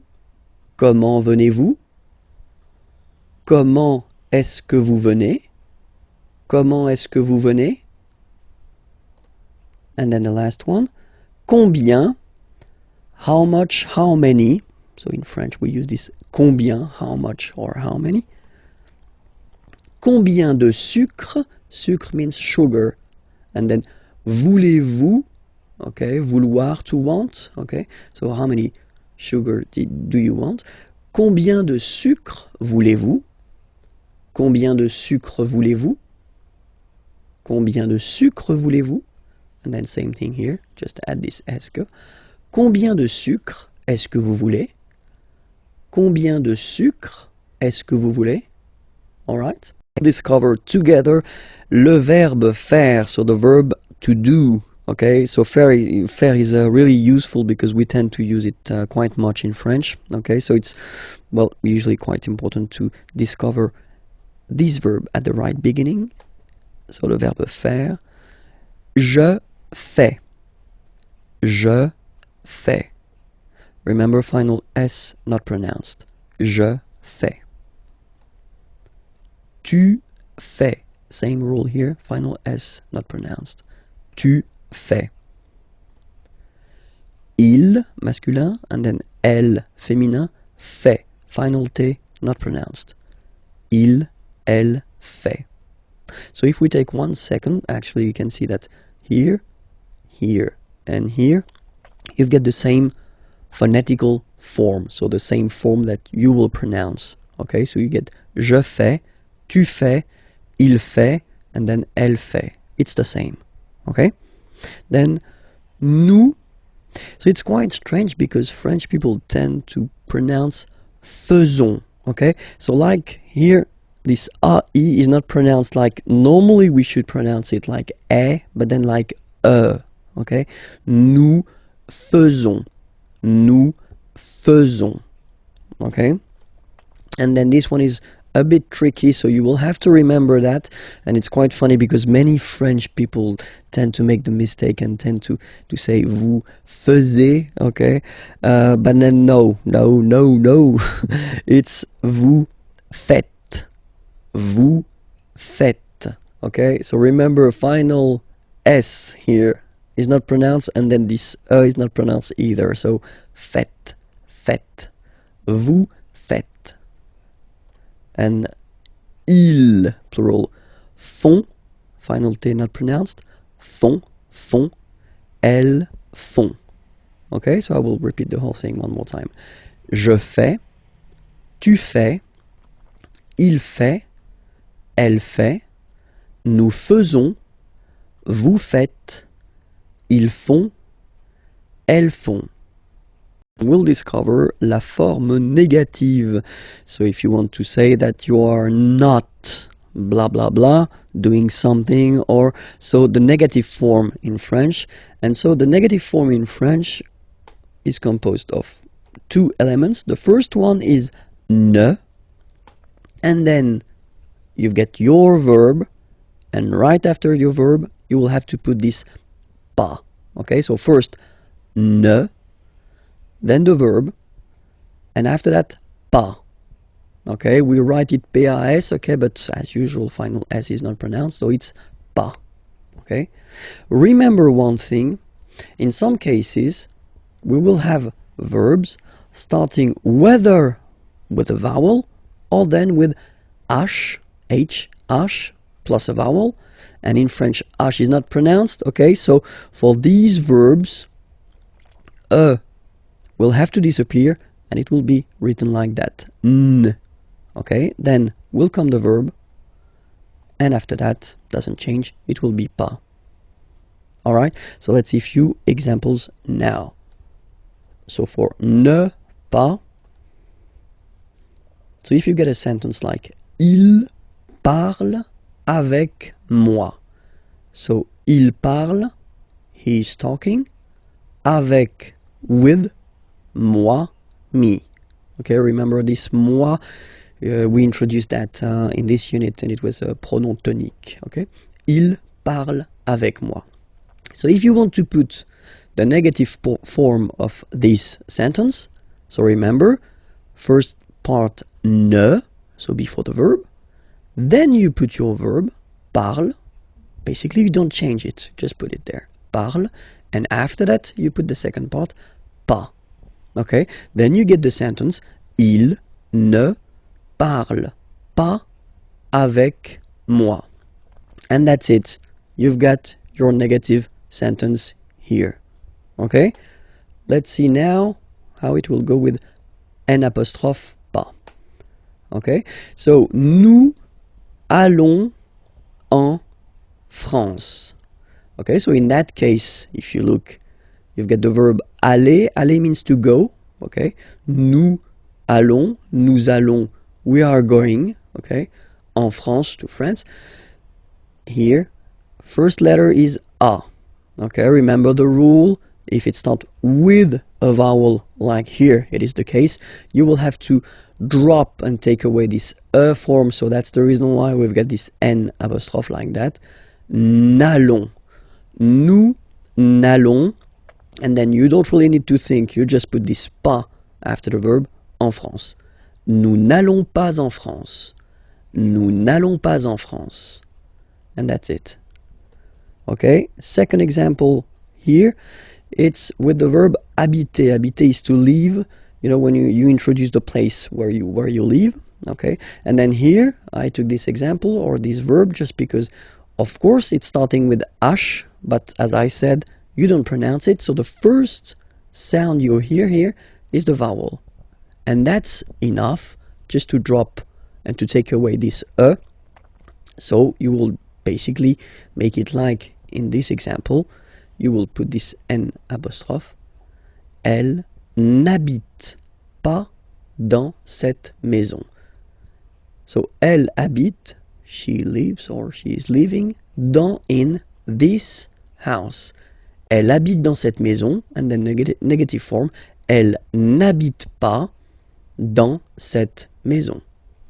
This lesson will work on les adjectifs démonstratifs.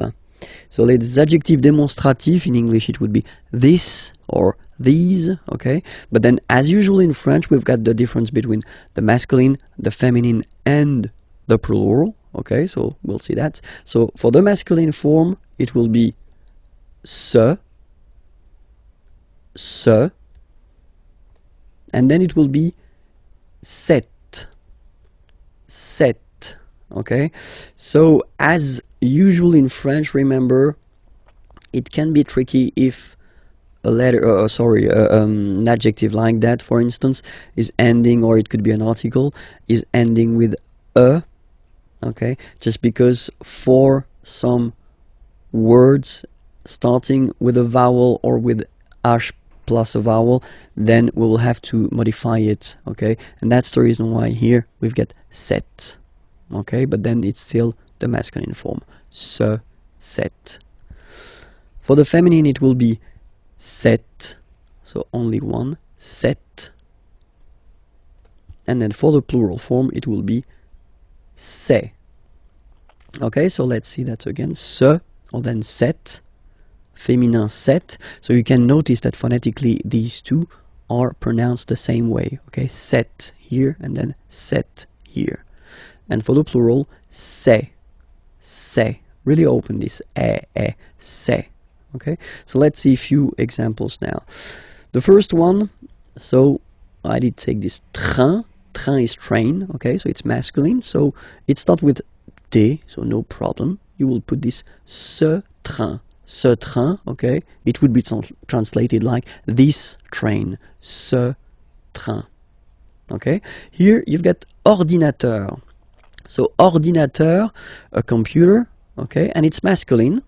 Un ordinateur, okay, but if you look carefully, it starts with O, okay, so vowel, and then you will have to take this cette form, so the masculine form, but the one that we'll use with the words that start with vowels, or then H plus voyelle, okay, so cet ordinateur, this computer, cet ordinateur, okay, and then here we've got the word homme, man, okay, but then it starts with H, as in French, H is not pronounced, so the first sound that we hear is O, okay, and then it will follow the same rule. You'll have to use the masculine adjective démonstratif, but this form, cet homme,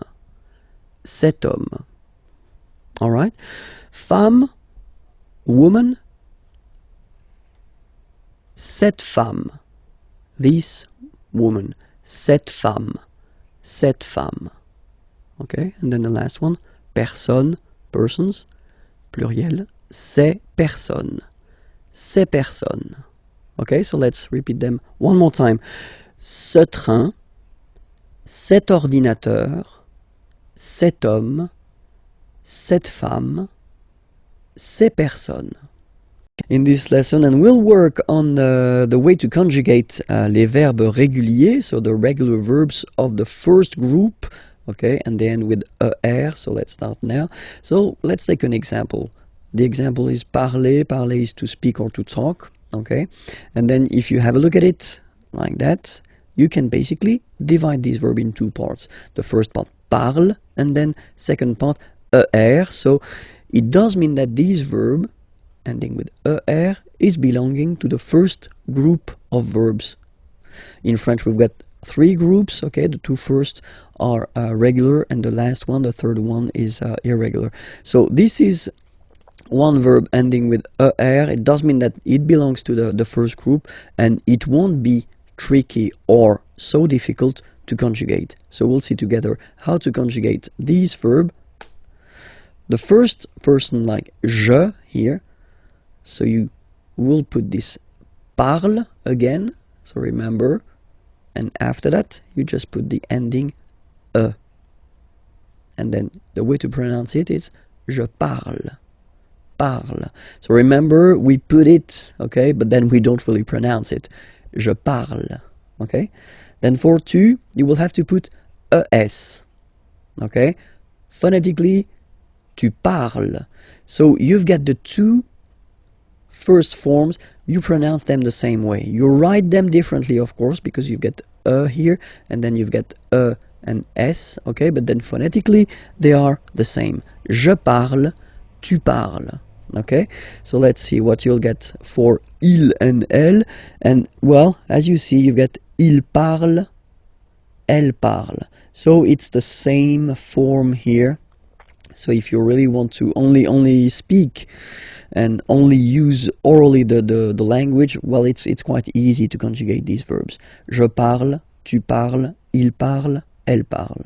Okay, for nous, okay, we'll have, well, let's say the classical ending for nous, and it will be ons.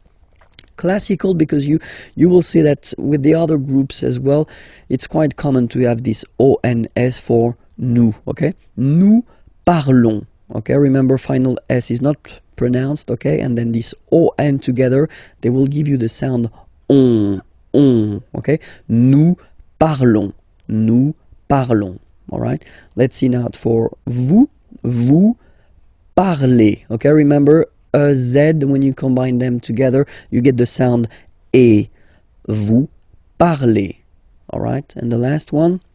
So even if you've got this ENT, don't hate me, but you won't pronounce these letters. Okay, you have to write them for the plural form, but you don't pronounce them. So you get il parle, elle parle.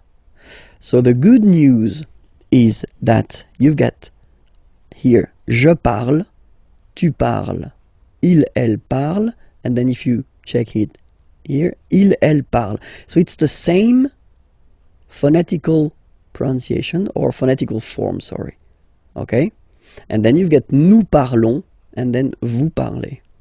All right? So here, remember the endings. You will have to write them, okay? Alright, so we'll take another example.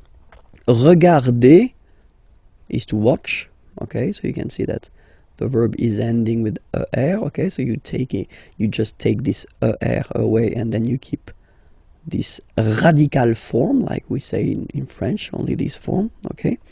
So you will get je regarde, tu regardes, il regarde, elle regarde, nous regardons, vous regardez, il regarde, elle regarde. Okay, so one more time here. Regarde, regarde, regarde, and then regarde. So phonetically, only one form here. And then regardons, regardez. All right? Remember that even if this beautiful verb aller, that we tend to use quite often because it means to go, okay, even if it ends with er, it is not regular at all. In this lesson we will count together, yeah, so from 20 to 50, de 20 à 50. I hope you're ready because it's starting right now. 20, 21, okay, so remember to make this little link, 21, 21, 22, 22, 23, 23, 24, 24,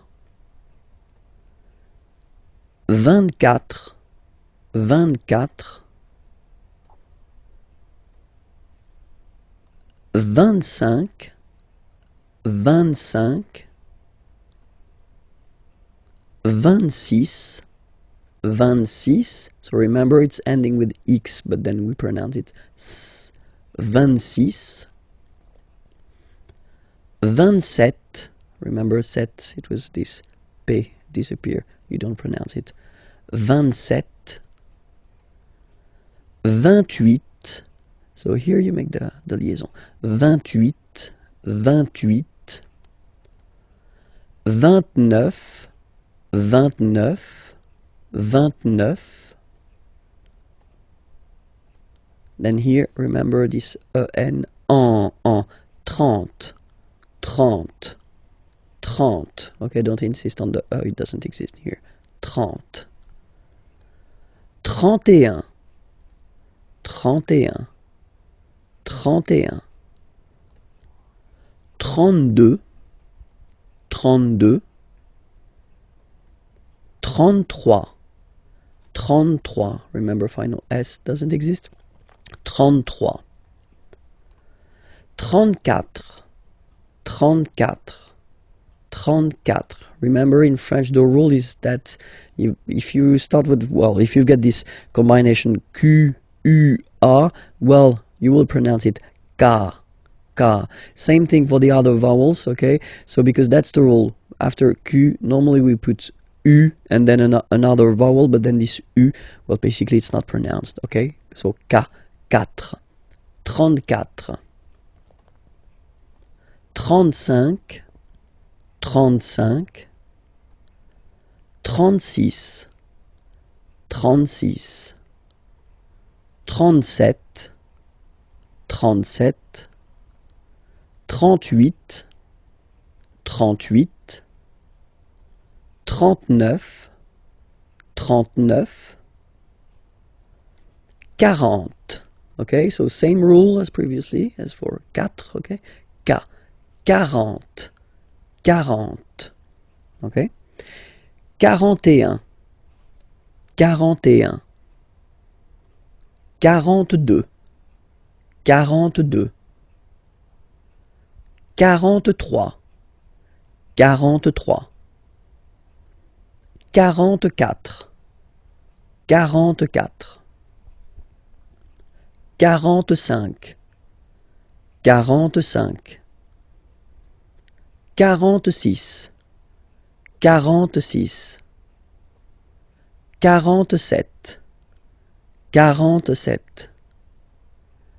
46, 47, 47, 48, 48, 49, 49, 50, 50. Same thing here, okay, remember that you get this QU, but then you don't pronounce the U, and then you get the nasal, un, and then en, 50, 50, okay? We'll discover together le verbe venir. Venir means to come, okay, to come, so it's quite useful, and then you will have to use it quite often in French. So let's see how you conjugate this verb at the present form, okay, because this verb is not regular, just wanted to tell you first, okay? So the first form is je viens, je viens, okay? Remember this I, viens, and then this nasal, final S not pronounced, je viens, tu viens. So it's the same form, okay? Tu viens. Il, elle, vient. Final T not pronounced. Il vient, elle vient. So if we take 1 second just to have a look at the je, tu, il, elle forms, they are phonetically the same. Vient, vient, vient. Okay? You write the S, S, T, but then you pronounce these forms the same way. Okay? For nous, it will be different because nous is here. Nous venons. Okay? O-N-S, classical ending for nous. Okay? Final S not pronounced. So O-N, on, venons, venons. Nous venons. Nous venons. Okay? And then vous venez. Remember a Z combined like that. Et venez, venez. Vous venez. Okay? And then the last form. So remember here, it's quite interesting because we've got this E vowel here, and then we've got a double N after. Okay? And the rule in French is that when you get this E and a double vowel after, you will have to pronounce this E like E. Alright? So, vienne, vienne, vienne, vienne. Okay? Ils viennent, elles viennent. Ils viennent, elles viennent. Alright? E-N-T, you don't pronounce them. Ils viennent, elles viennent. Alright? So, je viens, tu viens, il vient, elle vient, nous venons, vous venez, ils viennent, elles viennent. Alright? This lesson will work on vocabulary and then the vocabulary connected to la famille, so the family, la famille. And then we'll start with the grandparents. Les grands-parents. Les grands-parents. Remember, you don't pronounce this final S here. Grands-parents, okay? So, le grand-père, grandfather. Le grand-père. Remember, accent grave like that. It's this opened père. Le grand-père. Le grand-père. And then the feminine form, grandmother, la grand-mère. La grand-mère. Okay, so les grands-parents, le grand-père, la grand-mère. Okay, so let's see now the parents. Les parents, le père, the father, le père, la mère, the mother, la mère. Okay, so les parents, the parents, le père, la mère. Alright? So till now, I think that it's not really difficult to remember. Okay? Let's see now. Les enfants. Okay? So first, I don't make the liaison. Les enfants, just for you to see that we've got this en, and then we've got this en as well. Same pronunciation here. Enfant. Don't pronounce the T, you don't pronounce the S. Enfant, okay? And now we can focus on the liaison here. So you should make the little link. Les enfants. Les enfants. Okay? Enfants, children. Les enfants, the children. So let's see. It will be the masculine form, so the son, okay? So it's le, and then even if you've got this L, well, basically you don't pronounce it, and then strangely you pronounce the final S. Le fils. Le fils. Le fils. Le fils. And then the feminine form, the daughter, la fille. Yeah. Okay, so this L here and E will give you the sound Y. La fille. La fille. Okay, so make the difference between the masculine form, le fils, and then the feminine form, la fille. Okay, so les enfants, le fils, la fille. Okay, and then the grandchildren, but then in French we use the petit. Petit is like small. Okay, so les petits enfants, make this liaison here. Petits-enfants, petits-enfants, okay? Les petits-enfants, les petits-enfants. So grandson would be in French petit-fils, okay? So le petit-fils, le petit-fils, and then the feminine form, la petite. So I insist because here it's t. Okay, so really you need to make the difference between the masculine form petit and then the feminine form petite. Okay, so la petite fille, la petite fille. So let's repeat them. Les petits enfants, le petit-fils, la petite fille. Okay.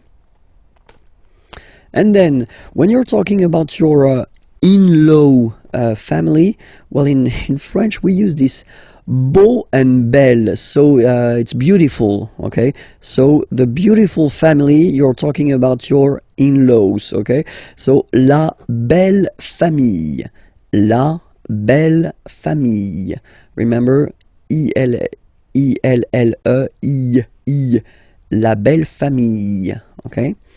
So, père, okay, father, so father-in-law, okay, in French it's le beau-père, the beautiful father, le beau-père. So remember this E-A-U combination of vowels only give you the sound O, beau, okay, le beau-père. Mother-in-law, la belle-mère, la belle-mère, la belle-mère, okay, so let's see them one more time. La belle-famille, le beau-père, la belle-mère, all right?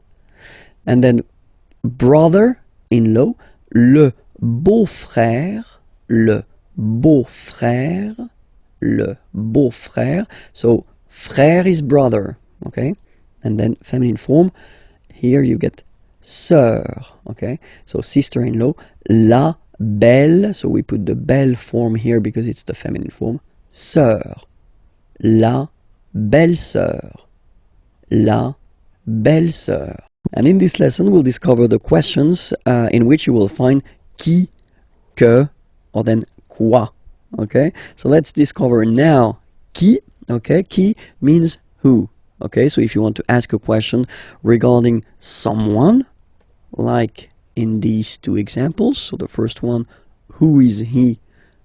Qui est-il? Okay, so remember the normal way when we start a question with qui, or then as we saw in the previous lessons, okay, you will have to change the order and to put your subject, il, he, here, after the verb.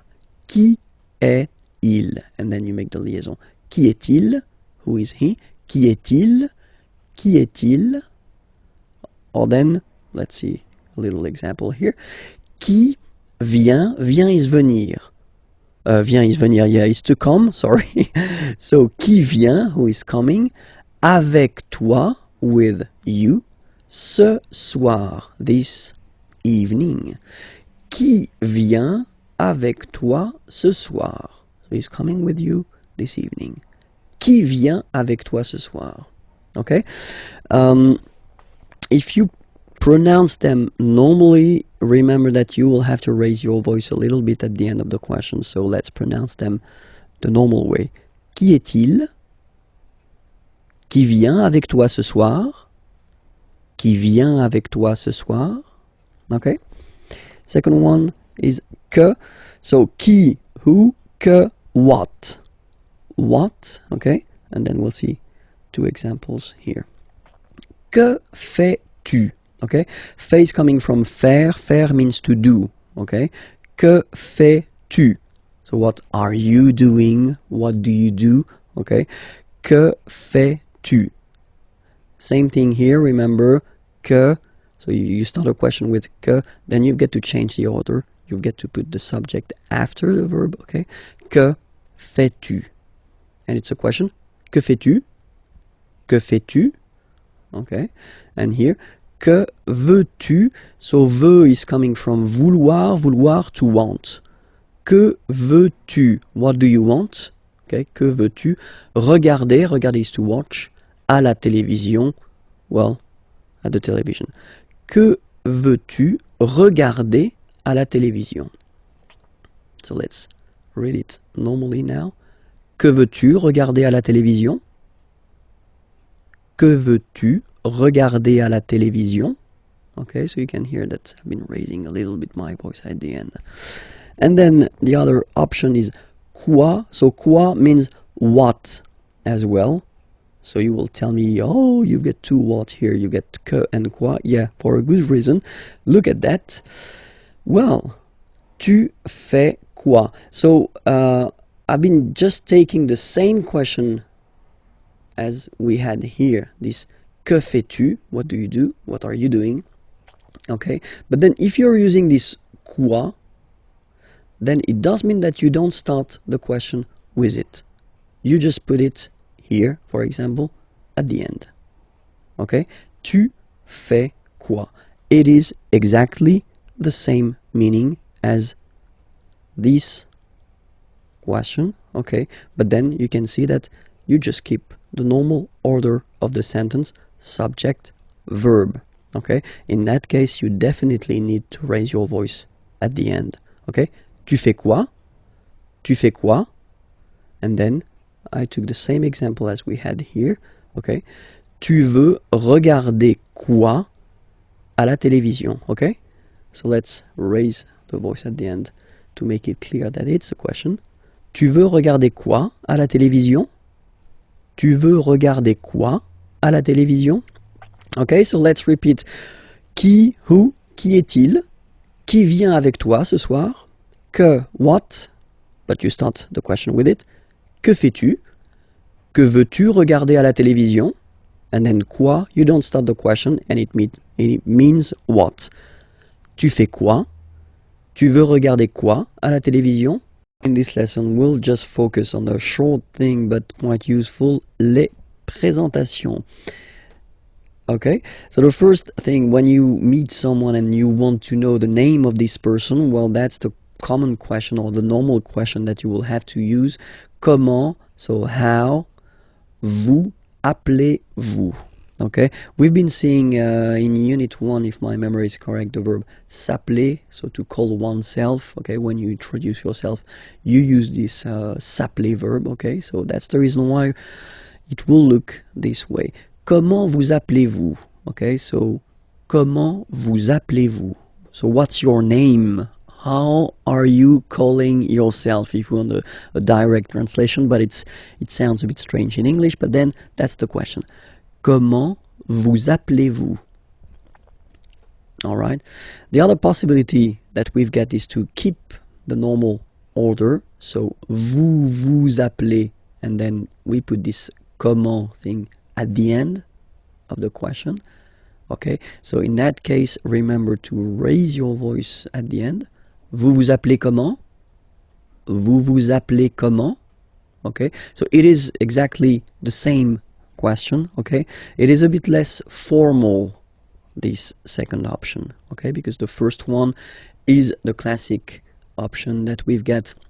We start with how, and then we change the order, we put the subject after the verb, okay? But then it is, I mean, completely correct to ask a question like that. Vous vous appelez comment, okay? And then the other possibility would be, quel est votre nom? What is your, votre nom, name? What is your name? Quel est votre nom? Quel est votre nom? Raise a little bit. Quel est votre nom? Okay, so let's see them one more time. Comment vous appelez-vous? Vous vous appelez comment? Quel est votre nom? All right. In the first example, we've been using this vous form, so the polite form that normally we should use when we meet a person for the first time, okay? But then let's be frank, that if you're young and if you're meeting other young persons, then you can use this tu form, so the less formal way, okay? So the question will look like that. Comment tu t'appelles? comment tu t'appelles? Okay, or then same option that we've got. Tu t'appelles comment? So you put this comment at the end. Okay, don't forget to raise your voice because it's a beautiful question here. Tu t'appelles comment? Tu t'appelles comment? And then, quel est ton nom? What is your name? Quel est ton nom? Or other options. So I've been putting this option for this tu, okay, you, the less formal one, and not for the vous, because it is quite spoken this way. C'est quoi ton nom? Well, if you want to translate it directly, it's what your name, okay? It looks really, or it sounds really strange in English, but still it's possible in French. It is not formal at all, of course, okay? So don't use that if it's quite important or if the situation is quite formal, okay? C'est quoi ton nom? C'est quoi ton nom? Okay, and then if you want to, well, present yourself, then remember we're using this appeler, s'appeler, okay, to call oneself, okay. Je m'appelle Vincent Lefrançois. Je m'appelle Vincent Lefrançois. Okay, I call myself Vincent Lefrançois, all right? But then that's the way we use to present ourselves. Okay. Other option would be to use, not to use this s'appeler to call oneself, but to use to be, which is totally possible. Je suis Vincent Lefrançois. Je suis Vincent Lefrançois. I am, okay. Je suis Vincent Lefrançois.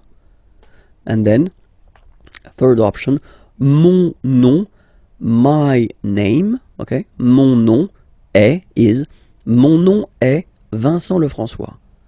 Mon nom est Vincent Lefrançois. Okay, so let's see them one more time.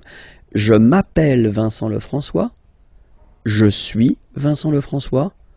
Mon nom est Vincent Lefrançois. This lesson will discover la situation de famille. So if you want to say what is your situation, your personal situation, then that's the correct lesson to watch now.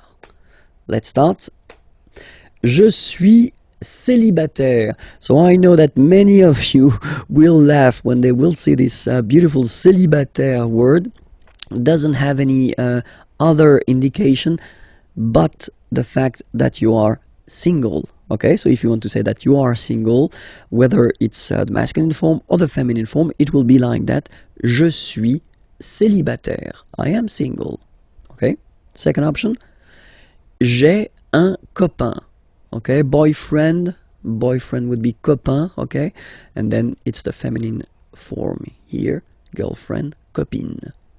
J'ai, so j'ai, I have, okay, j'ai un copain. I have a boyfriend. J'ai un copain. Féminin, j'ai une copine.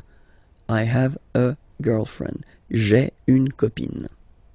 Okay, so if you're in couple, en couple, je suis, I am, je suis en couple.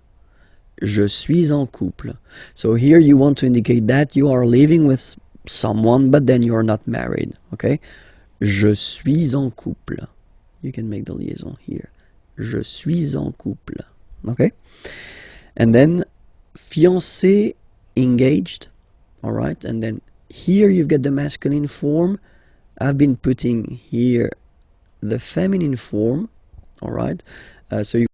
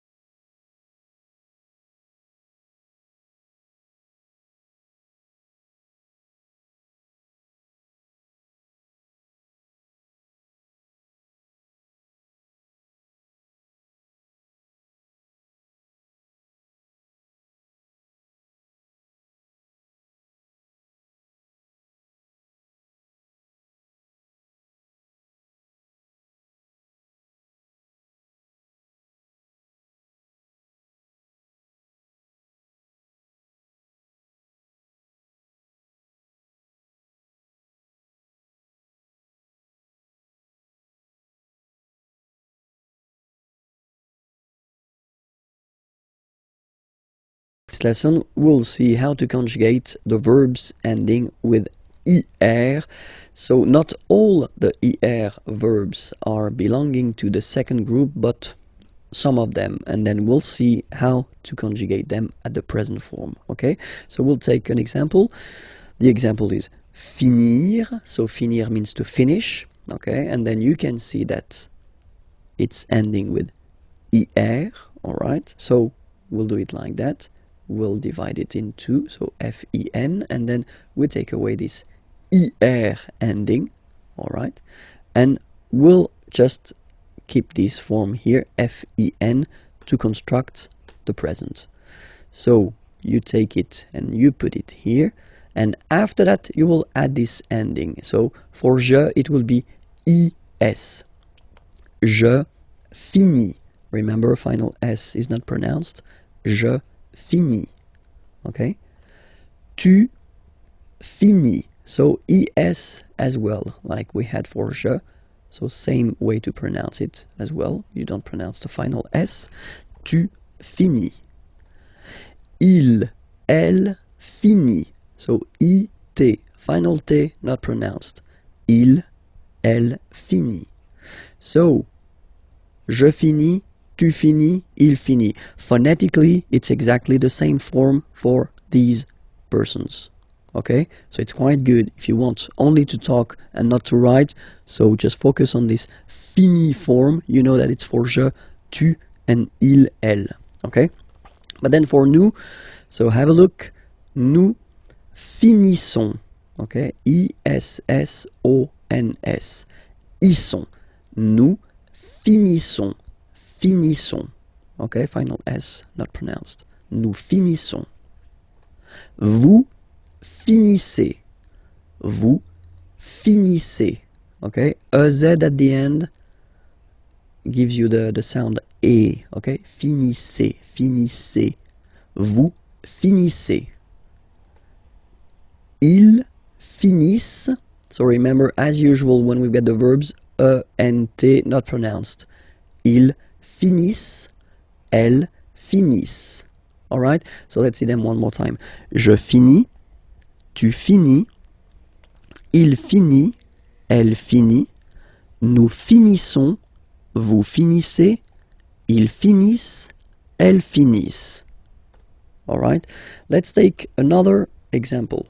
Unir, to unite. Okay, same rule.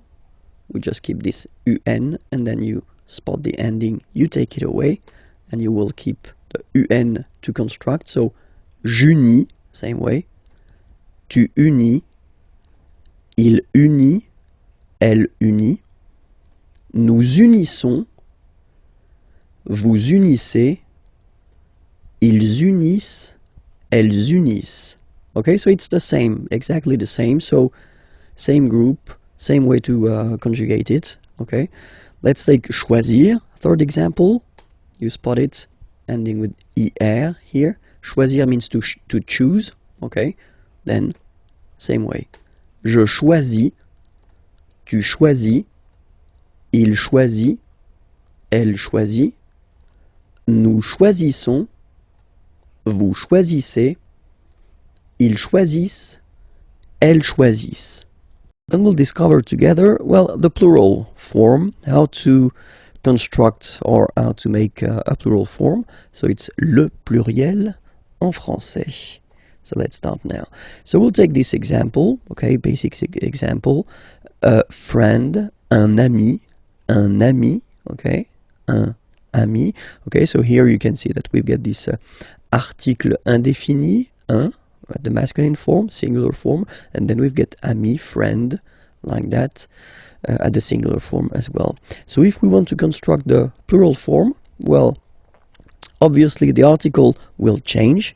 Okay, we saw previously that the plural article was des in that case, and then we keep the same word, so ami, and the rule goes like that. You get to add at the end of the word s. Okay, in that case, and as in most of the cases, you won't pronounce it, but you will have to put it. Okay, and so you've got des ami, okay, and if you make the liaison, so the link between the two, you will get des amis, okay, des amis. So ami, remember, doesn't change. Even if you get to write the S, then you don't pronounce it, okay. And now let's see a few examples. So this one, une femme, okay. So if we think about the rule that we saw previously, then une is changing and then the article become des, okay. Femme, you write it like it was at the singular form, and then you just add this S at the end, and as we said, you don't pronounce it, so you get des femmes, okay, des femmes. So une femme, singular, and then des femmes, right? And then un homme, if we make this little link between the two, un homme, and then we'll put this word at the plural form. So same thing here. So this article indéfini un is becoming des in that case, and then you rewrite the word homme, and after that you just put the S at the end. You don't pronounce it, so you get des hommes, okay. Un homme, singular form, des hommes, plural form, okay.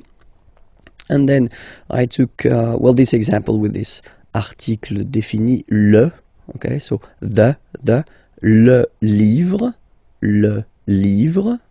okay. If you want to put the plural form, then the article here becomes les, so that's the plural form, okay, les, and then same rule, you just write livre, and then you put S at the end, but then you don't pronounce it. Les livres, le livre, les livres.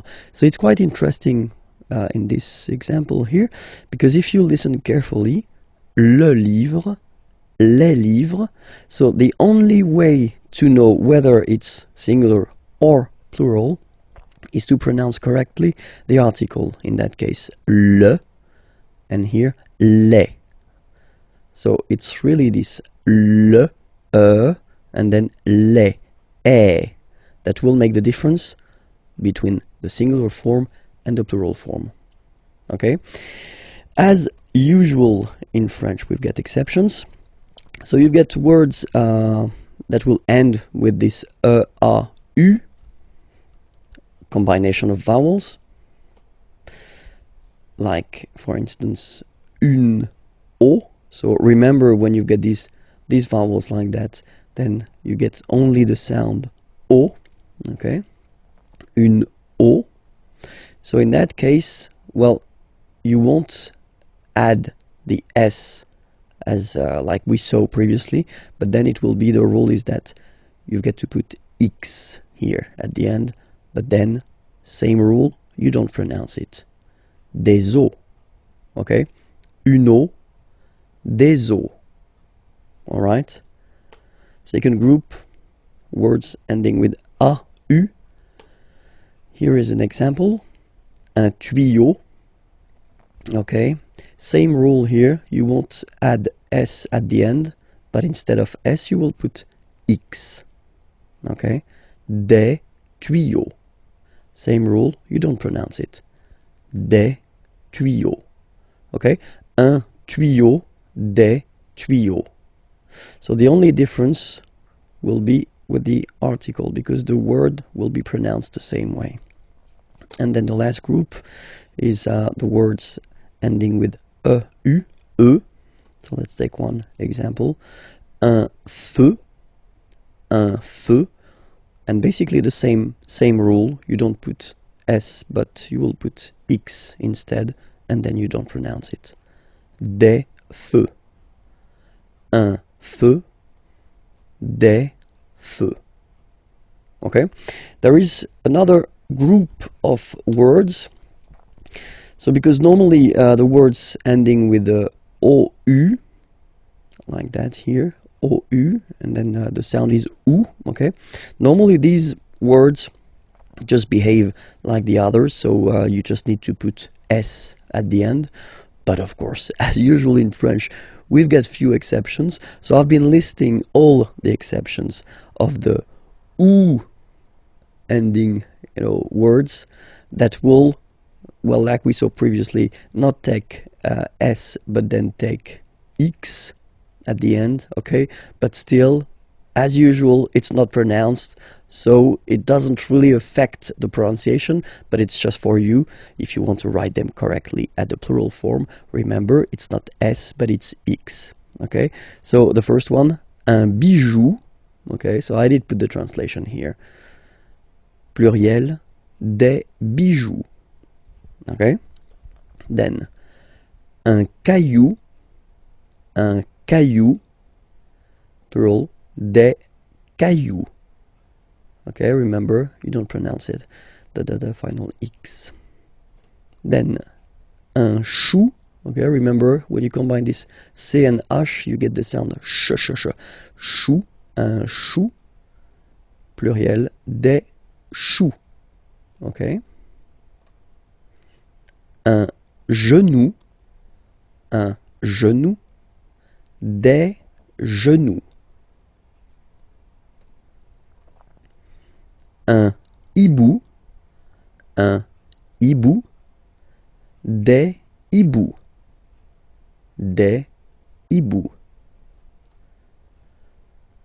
un joujou, des joujoux,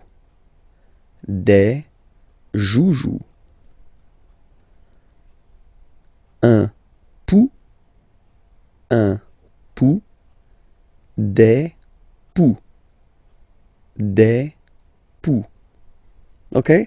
So the good thing, if you remember carefully what I've been introducing so far, is that the main group of words are actually, you only need to add S at the end, and then you, well, basically you don't pronounce the S.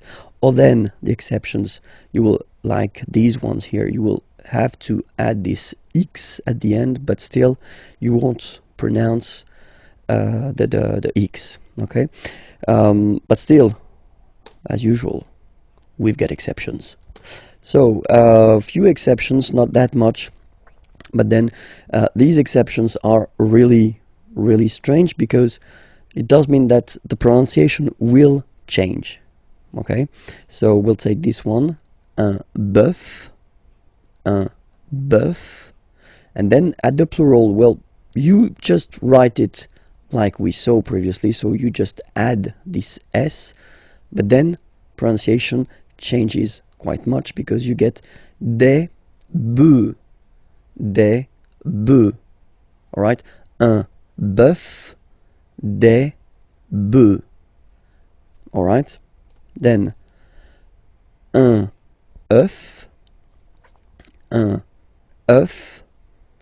des œufs, okay? And we'll make the liaison here to make it sound more beautiful. Des œufs, all right? Un œuf, des œufs. And then the last one, this is probably the most strange one. Un œil, des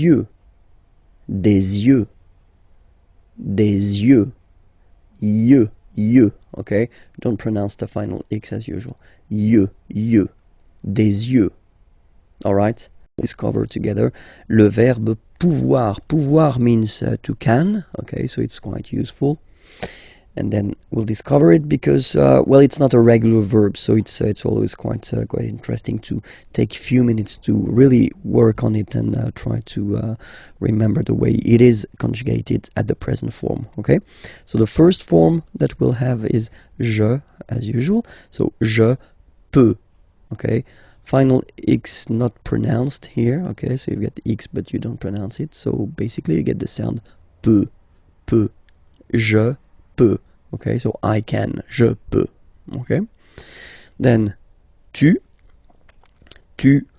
peux, same pronunciation and same spelling or writing, okay, P-E-U-X, okay, you don't pronounce the final X, tu peux, okay, je peux, tu peux. peut. Then il, elle, peut. So you will put T at the end, you don't pronounce it. Il peut, elle peut. Okay? So if you look carefully, you've got peut here, you've got peut here, and you've got peu here. Okay? So for the three first, or four, because there is the feminine form as well, for the four first persons here, well, it's the same phonetical form. It's peu. Okay? And then nous. So classic ending for nous, this ONS ending for nous. Okay? Nous pouvons. Nous pouvons. Okay? You don't pronounce the final S. Nous pouvons. Then vous pouvez. Okay? Classic ending as well for the vous form. A Z like that. Okay? Remember you pronounce it E. Okay? Vous pouvez. Vous pouvez. And then plural form, ils, elles, peuvent. Ils, elles, peuvent. Okay? So be careful because as you can see, you've got this EU here, EU here, EU here, and then it's coming back here as well. Okay? So the only OU that does connect to the infinitive here. Pouvoir, it's only for nous and vous. Okay? So let's read them one more time. Je peux, tu peux, il peut, elle peut, nous pouvons, vous pouvez, ils peuvent, elles peuvent. Okay? As usual, this ending, this ENT ending, you write it, you don't pronounce it. Okay? Peuvent, peuvent, peuvent. Okay, so it's really useful. You should really, definitely know it by heart. Okay, so try your best. Well, watch again this video if you need it, and then I hope it will enter in your head quite easily. Okay, let's see some example now. Je peux chanter. Okay, je peux chanter. So you can see that in that case, when you construct a verb, you construct a sentence with the verb pouvoir, here you've got a second verb, chanter, and it means to sing. Okay, so I can sing. Well, you should all the time put the second verb at the infinitive form. Okay, so when we talk about the infinitive form, normally it's the basic form of the verb. Okay, je peux chanter. Another example, tu peux partir. Partir is to leave. You can leave. Tu peux partir. All right, same thing here. Okay, second verb, well, basically coming right after, of course, and then at the infinitive form. All right. Elle peut dessiner. Dessiner is to draw. Elle peut dessiner. She can draw. Okay. Elle peut dessiner. And in this lesson, we will try to focus on le verbe devoir. Devoir means to must. Okay, so it's quite useful. And especially it's not a regular verb, so it's always good to spend a few minutes on the conjugation at the present of this verb. Okay, so let's start now. Let's see. So le verbe devoir, to must, at the present form. Je dois. Okay, remember final S is not pronounced. Je dois. OE, when you combine the two, you get the sound wa wa wa. Je dois. Okay? Tu dois. Final S not pronounced. Tu dois. Il, elle, doit. Final T not pronounced. Il doit. Elle doit. Okay? So if you have a look at these forms, phonetically they are the same forms. Okay? So doit, doit, and then doit. Okay? And then nous is coming. Nous devons. Okay? Classic ending ONS for nous. Okay? You just pronounce this on, this nasal. Okay? And then the S, final S is not pronounced. Nous devons. Nous devons. Okay? Nous devons, well, basically we must. Okay? And then vous devez. Remember, classic ending for vous here, a Z, but then you pronounce this combination of two letters, et, devez, devez, vous devez. All right, and then the last one, ils doivent. So same thing, classic ending for the plural form, ENT here, okay, but then you don't pronounce it. Doivent, doivent, elles doivent, ils doivent, elles doivent. Okay, so let's repeat them one more time. Je dois, tu dois, il doit, elle doit, nous devons, vous devez, ils doivent, elles doivent. All right, so let's see a few examples now. The first one, je dois étudier. Étudier is to study, okay? So it's a verb, and then the rule in French goes like that. If you get to put two verbs in a sentence, like here, the second one must be at the infinitive form. So when we talk about the infinitive, it's the basic form of the verb, okay? So étudier, study. Je dois étudier. I must study. Je dois étudier. Okay? Then, il doit choisir. Okay? Same thing here. Choisir means to choose. Okay? And so, I did put here the infinitive form, so the basic form, IR form. Il doit choisir. Okay? He must choose. And the last example, nous devons répondre. Répondre is to answer. Répondre here, okay? Nous devons répondre. We must answer. Nous devons répondre. Okay? We are going to discover together European countries, so les pays européens. Okay? So let's start now with les pays européens. And the first one, la Grèce. La Grèce. Okay, so remember gr, gr. And then this accent grave like that, open. Grèce. Okay, la Grèce. Le Portugal. Le Portugal. L'Espagne. L'Espagne.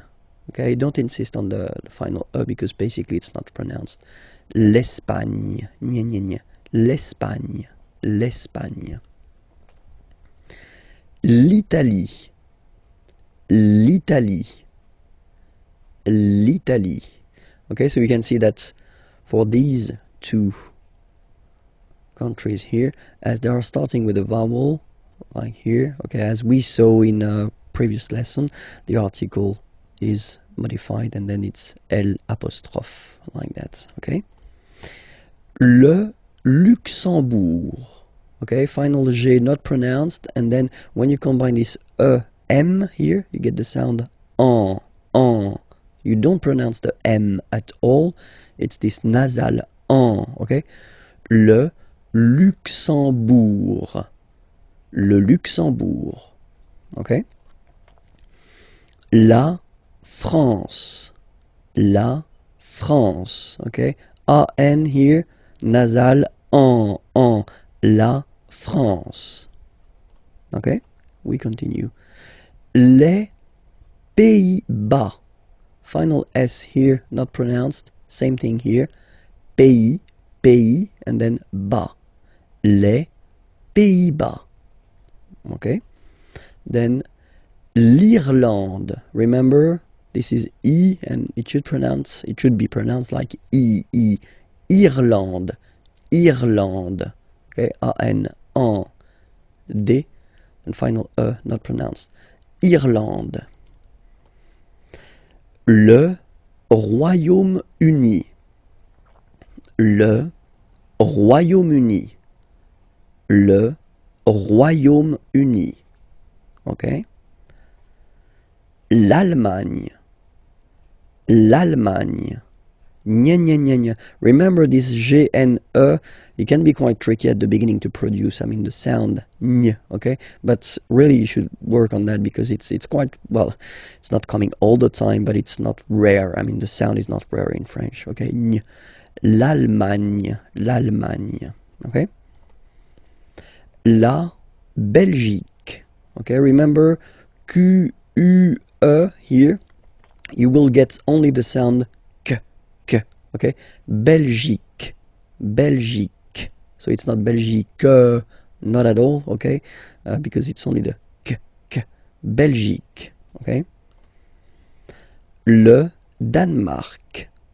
So same sound here, this k and then this QUE. Well, they will produce the same sound here. Belgique, le Danemark, okay. L'Autriche, okay, remember sh here. L'Autriche, l'Autriche, okay. La Suède, la Suède, Suède. Remember, accent grave, it's really open. Suède, Suède, la Suède. La Finlande. IN here, nasal, un, AN, nasal, en, and then D, final E, not pronounced. La Finlande. Okay? L'Estonie, final E, not pronounced. L'Estonie. L'Estonie. La Lettonie. So remember when you get this and then a double letter like that, T, okay, then you will have to open your and it will become Lettonie. La Lettonie. La Lituanie. Remember in French, sorry, H doesn't exist, okay, so you don't pronounce it, and it's Lituanie, Lituanie, la Lituanie. Okay, continues. La Pologne, ñ again. La Pologne. La République tchèque. So remember, Q-U-E, k, tchèque. La, and then here as well, République. La République tchèque. Okay, la République tchèque. Chypre. Chypre. So remember, we've got this Y letter here, but then phonetically when you pronounce it, it's like I, okay? Chypre. Okay? Malte. Same thing here, you don't insist on the final E. Malte. Malte. La Slovénie. Remember, you get this accent aigu here. It's E. Slovénie. Final as usual, not pronounced. La Slovénie. Okay. La Hongrie. So remember, H doesn't exist, so you don't pronounce it. So it starts with on, and then gris. Final not pronounced. La Hongrie. La Hongrie. Okay? Les nationalités. So basically I've been making this nationalities lesson based on the previous lesson. So leçon D. Okay, so I definitely invite you to check the leçon D if you want that everything is clear for you. Okay? But then les nationalités, and it's starting right now. La Grèce. Grec, so I will put each time the masculine form for the nationality, Grec, and the feminine form here for the nationality, okay? So you get the country, la Grèce, and then you get Grec, masculine form, Grec, feminine form. You write them differently, but then, if you listen carefully, Grec, you pronounce them the same way. Okay? Le Portugal, portugais, portugaise. Okay, so listen carefully. Portugais, portugaise. The only difference between the two, as usually when we'll have some, nationalities ending with AES, like that, e, and then the feminine form, es, okay, it will be only in this z sound, the difference between the masculine form and the feminine form, okay? Masculine, portugais, you don't pronounce the S. Feminine form, portugaise, you pronounce this z sound, okay? And then l'Espagne, espagnol, remember, espagnol, espagnol. So you get this final E for the feminine form, but then phonetically it's the same. L'Italie, italien, italienne. Remember, when you get this E followed by a double consonant like here, then you will have to open it. Italienne, italienne. Okay? Le Luxembourg, luxembourgeois, luxembourgeois, and then feminine form, luxembourgeoise. Okay? Same thing here, only difference, joie, joie, joise, z. Okay, you insist on it. Luxembourgeois, masculine form, and then luxembourgeoise, feminine form. Then, la France, français, française. Okay, c'est, and then seize. Okay, français, française. All right, it continues. Les Pays-Bas, néerlandais, néerlandaise. Néerlandais, néerlandaise. Okay. L'Irlande, irlandais, irlandaise. Le Royaume-Uni, britannique. Okay, only one form, whether it's masculine or feminine. Britannique. L'Allemagne, allemand, allemande. Okay, same thing here. En, okay, you don't pronounce the final D, but then you pronounce it here for the feminine form. Allemande, d, okay? Allemand, allemande. La Belgique, belge. So only one form here for the masculine and the feminine form. Le Danemark, danois, danoise. Z, okay, insist on that. Danois, don't pronounce the final S. Danoise, here you pronounce it.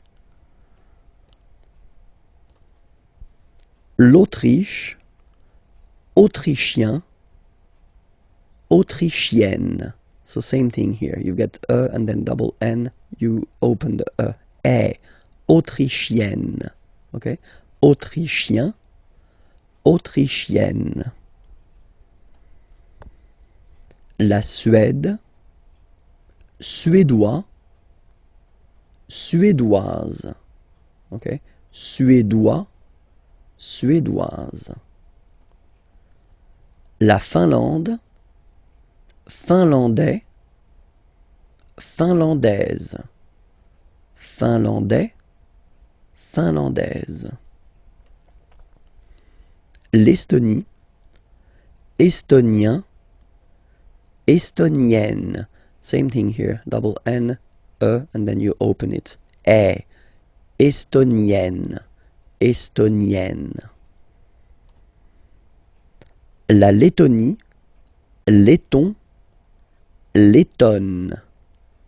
Letton, lettonne. La Lituanie, lituanien, lituanienne. Same thing here. You open the E. Lituanienne. Okay? Lituanien, lituanienne. La Pologne, polonais, polonaise. polonais, polonaise. La République tchèque, Czech. Okay, so here as well, you've got only one nationality. So whether for masculine or feminine form, it will be the same. Czech. Okay. Chypre, same thing here. Chypriote.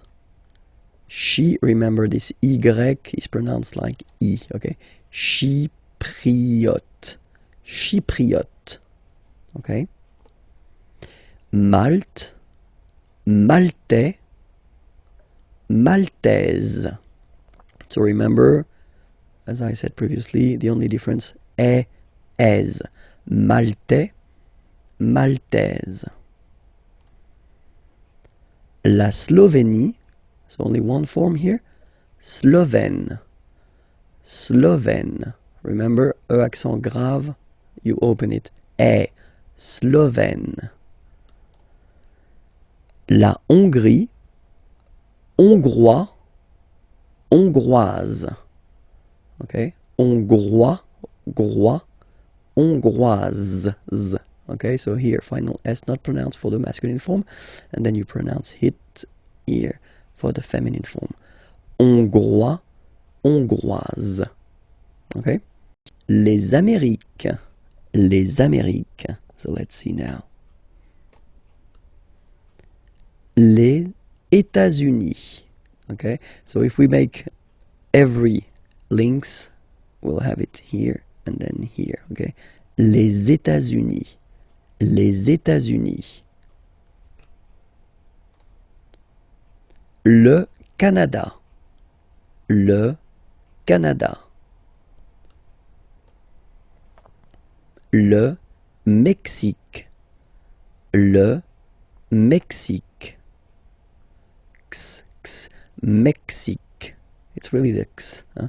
Le Mexique. And then remember this QUE, it's only K. Mexique. Okay. Le Brésil. Le Brésil. Okay, you will pronounce the final L here, and then remember accent aigu goes like E. Brésil. Le Brésil. L'Argentine. Okay, so you've got this nasal here, en, l'argent, and then tin. Don't pronounce the final it just gives you the pronunciation of the N, in. L'Argentine. L'Argentine. Le Chili. Le Chili. Okay, remember, CH, sh. Okay, Chili. Le Chili. La Bolivie. Okay, final not pronounced.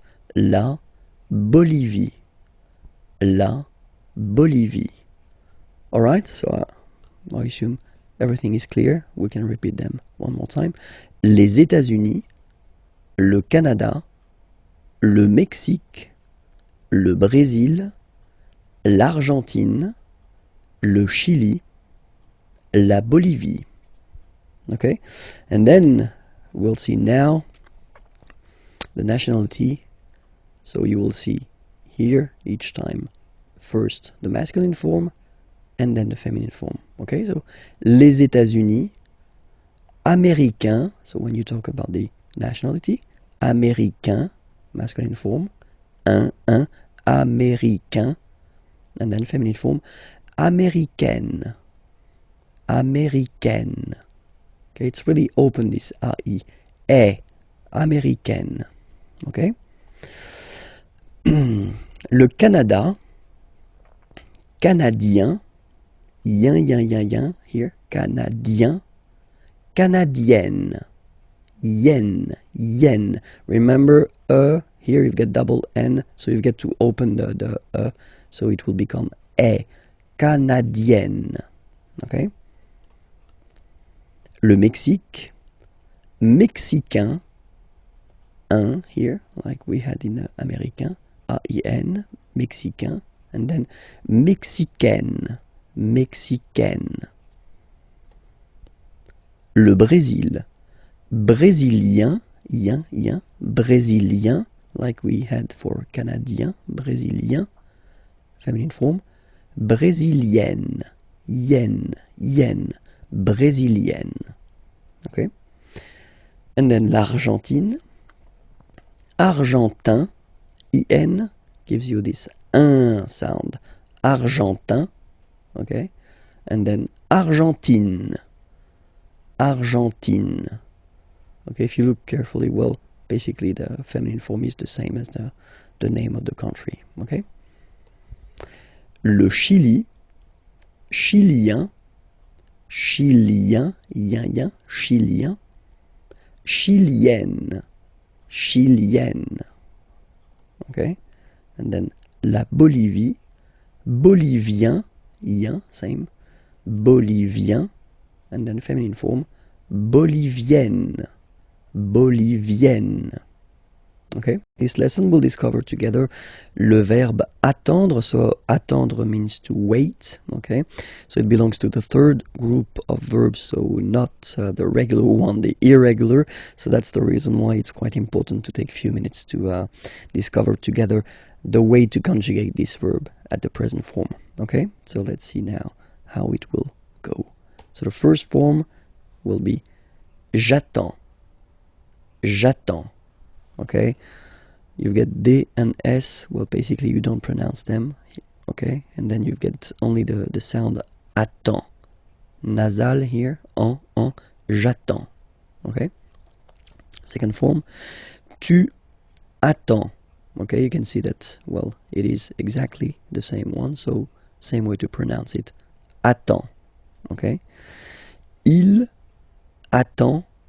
Elle attend. So the only difference between this one, so this il form and the tu or je form, okay, if you want to write, it's just that if you look carefully, you don't have the final S here, okay, but then basically if you want to only pronounce or only speak, then, well, it's exactly the same way to pronounce these forms, okay? J'attends, tu attends, il attend, elle attend. Okay, but then nous is coming here, all right, and then we've got the classic ending for nous, so ons. Okay, you don't pronounce the s, so you get only this on sound. Okay, attendons, nous attendons, so we'll make the link between the two, la liaison. Nous attendons, nous attendons. Vous form. Same thing, classic ending for vous, ez, okay? When you combine the two, you get the sound et, okay? Vous attendez, attendez, okay? Let's put here the liaison, the link. Vous attendez, vous attendez, okay? And the last one, same thing, classic ending for il, elle at the plural form, ent, but then you don't pronounce them. Ils attendent, de, okay, so remember you get to pronounce this, d at the end, okay. Elles attendent, all right. If you make the link, ils attendent, elles attendent, okay. So let's read them. J'attends, tu attends, il attend, elle attend, nous attendons, vous attendez, ils attendent, elles attendent. Okay? So I've been making few sentences just to show you how it works, or the meaning. J'attends le train. So le train, the train, I wait. Okay? I wait for the train, but then j'attends le train. Okay? Tu attends avec moi. So you wait, and then avec means with, moi, me. You wait with me. Tu attends avec moi. Il attend sa femme. Okay, remember, sa, it's the possessive, his in that case, and then femme, wife. Il attend sa femme. Nous attendons tranquillement. Nous attendons tranquillement. So here I wanted to show you how it could work if you put this tranquillement. So tranquillement is quietly, and it's an adverb. Okay, it's ending with ment like that, which is one of the classic ending for the adverbs. We'll have the time to see that a bit later. But then, yeah, quietly is tranquillement. Nous attendons tranquillement. So basically you put this adverb after your verb. Okay? Nous attendons tranquillement. Vous attendez les enfants. Okay, children, les enfants. Vous attendez les enfants. Elles attendent votre réponse. Réponse, answer, and then remember, votre, it's the possessive, your. Elles attendent votre réponse. Okay? So I will read them one more time, and I will read them at my normal speed. Okay? Just for you to get used. Because I've been reading them quite slowly when we were just we were covering them previously. Okay? So, j'attends le train, tu attends avec moi, il attend sa femme, nous attendons tranquillement, vous attendez les enfants, elles attendent votre réponse. Le verbe répondre. Répondre means to answer, so it's quite useful. And then, well, it belongs to the third group of verbs, so we'll see how to conjugate this verb répondre at the present form. So let's see now the first form. Je réponds. Je réponds. Okay, so you can see that D and S here are not pronounced. Je réponds. Okay. Tu réponds. Well, the same form. Okay, exactly the same form, so the same pronunciation. Tu réponds. Il répond. So, final D is not pronounced. You only have this on nasal sound at the end. Répond. Elle répond. Okay? So, je réponds, tu réponds, il répond, elle répond. Okay? So far, only one way to pronounce it. Alright? Then, of course, for nous, we've got the normal and classic ending ONS. Okay? Don't pronounce the final S. You only pronounce this on sound. So you get répondons. Nous répondons. Nous répondons. Okay? And then classic ending for vous as well. EZ. Okay? Remember, you combine these two letters, you get the sound E. So, répondez. Vous répondez. Vous répondez. Okay? And then the last persons here. Ils répondent. So same thing here, classic ending, ENT, but then you don't pronounce it. Okay? Répondent. Répondent. Ils répondent. Elles répondent. Okay, so let's see all the form one more time. Je réponds, tu réponds, il répond, elle répond, nous répondons, vous répondez, ils répondent, elles répondent. Alright? Hier, yesterday, aujourd'hui, today, demain, tomorrow. Okay? Hier, yesterday, aujourd'hui, today, demain, tomorrow. So let's see now. Hier, so yesterday. Hier matin. Matin is morning. Okay? So yesterday morning will go in French like hier matin. Hier matin. Okay? Après-midi means afternoon.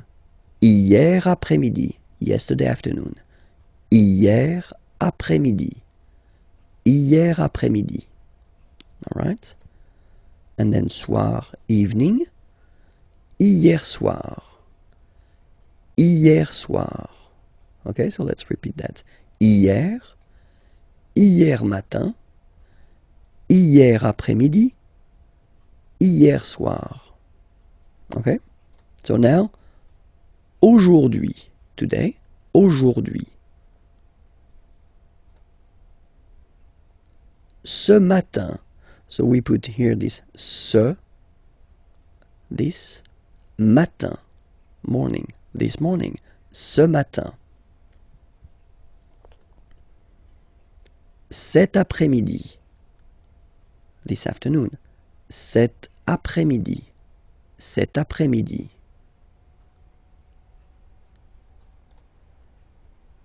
Ce soir. So soir, evening, this evening. Ce soir. Ce soir. Alright? And then, demain, so tomorrow. Demain matin, tomorrow morning. Demain matin. Demain après-midi, tomorrow afternoon. Demain après-midi. Demain soir. Demain soir. Tomorrow evening. Demain soir. So one more time. Hier. Hier matin. Hier après-midi. Hier soir. Aujourd'hui. Ce matin. Cet après-midi. Ce soir. Demain. Demain matin. Demain après-midi. Demain soir. 50, de 50 à 75 till 75, de 50 à 75. So let's see how they go. 50, 50, 51, 51, 52, 52, 53, 53, 54, 54,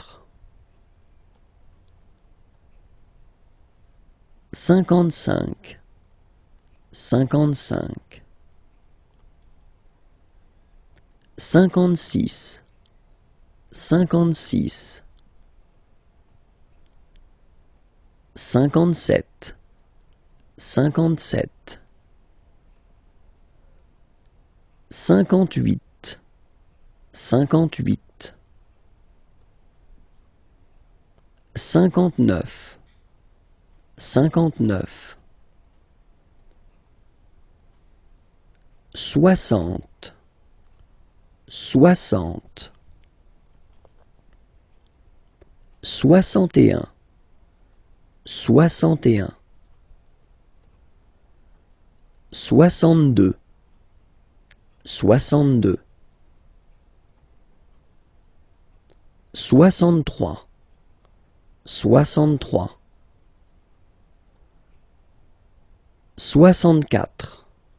63, 64, 64, 65,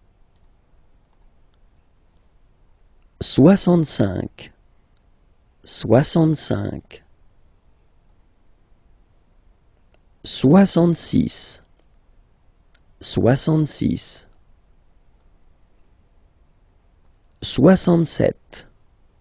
67, 67, 68, 68, 69, 69. And that's normally when my students, when I'm in class with them, start to look at me like they would like to kill me, because now we're getting to the tricky point in French, okay?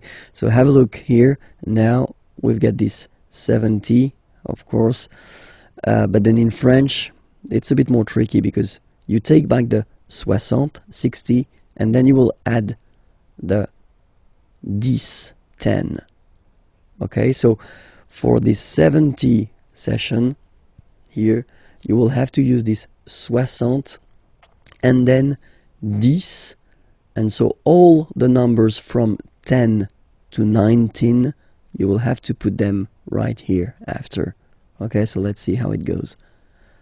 70, 70,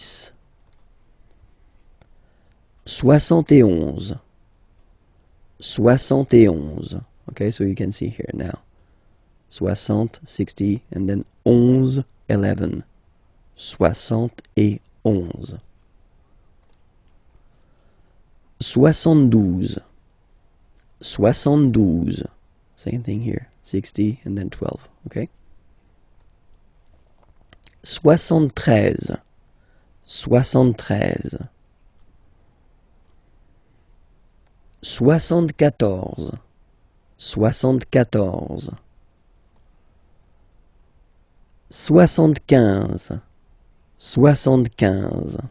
Okay, so we won't go further, not to be more traumatized, because I've got some nice surprises after that as well. Okay, so remember that well, till 70, well, it's quite not easy, because it's always difficult to remember the numbers, but still it's not that tricky. Okay, so remember that for 70 here, so from 70 to 79, you will have to use this 60, so 60, and then the numbers from 10 to 19. Okay, 10, 11, 12, 13, 14, 15, etc. So we'll see the rest in a coming lesson. So now what we'll do, we'll go to till 100, and then we'll see all the what tricky and irregular forms. Okay, so if you remember, when we stopped, it was here. Okay, so 75. In French, we'll have to use this 60, so 60. Okay, and then after that, you will have to put this 15, 15. Okay, so remember, from 70 to 79, it will work the same way. So you will have to put this 60, and then the numbers from 10 to 19 after. Sorry, yeah, 19, yes. Okay, so in that case it's 75, 75, okay, 60, and then 15. Okay, next one, 76. Okay, so 60 and 16. Okay, 76. All right. 77. 77. 78, 78, 79, 79, and then 80. Okay, so for 80 it's 80, 80. All right. 81, 81, 82, 82, 83, 83, 84, 84, 85,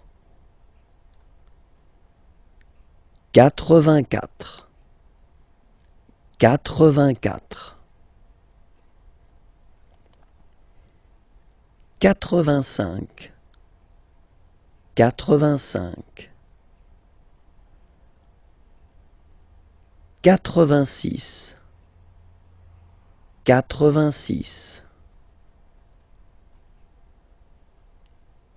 86, 86, 87, 87, 88, 88, 89, 89. And now for 90, well, basically it would be the same thing as we had for 70. So you will take this 80, 80, and then you will add the numbers from 10 to 19 after. So 90, and then 91, so 91, so remember 80, 80, and then 11, 11.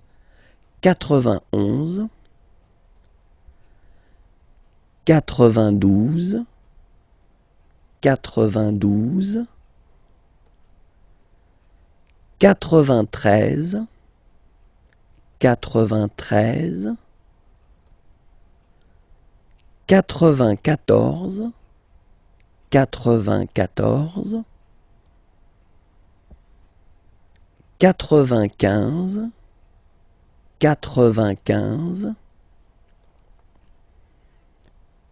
93, 94, 94, 95, 95, 96, 96, 97, 97,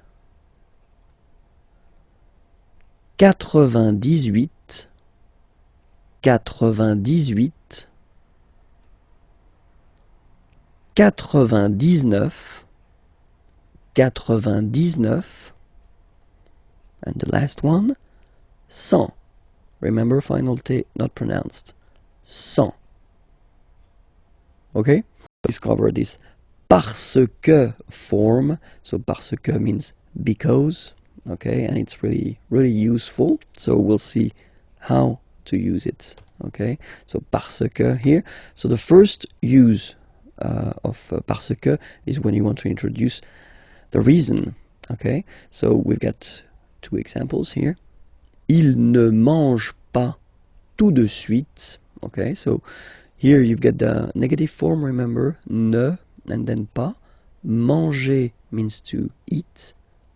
Il ne mange pas, so he doesn't eat. Tout de suite, well, basically it means right now. Parce qu'il, okay, préfère attendre. So in that case, because he prefers to wait. Il préfère attendre. Okay? Préférer, to prefer. And then here you can see that attendre is to wait. Second verb, okay? And then you should put it like here at the infinitive form, so the basic form of the verb, okay?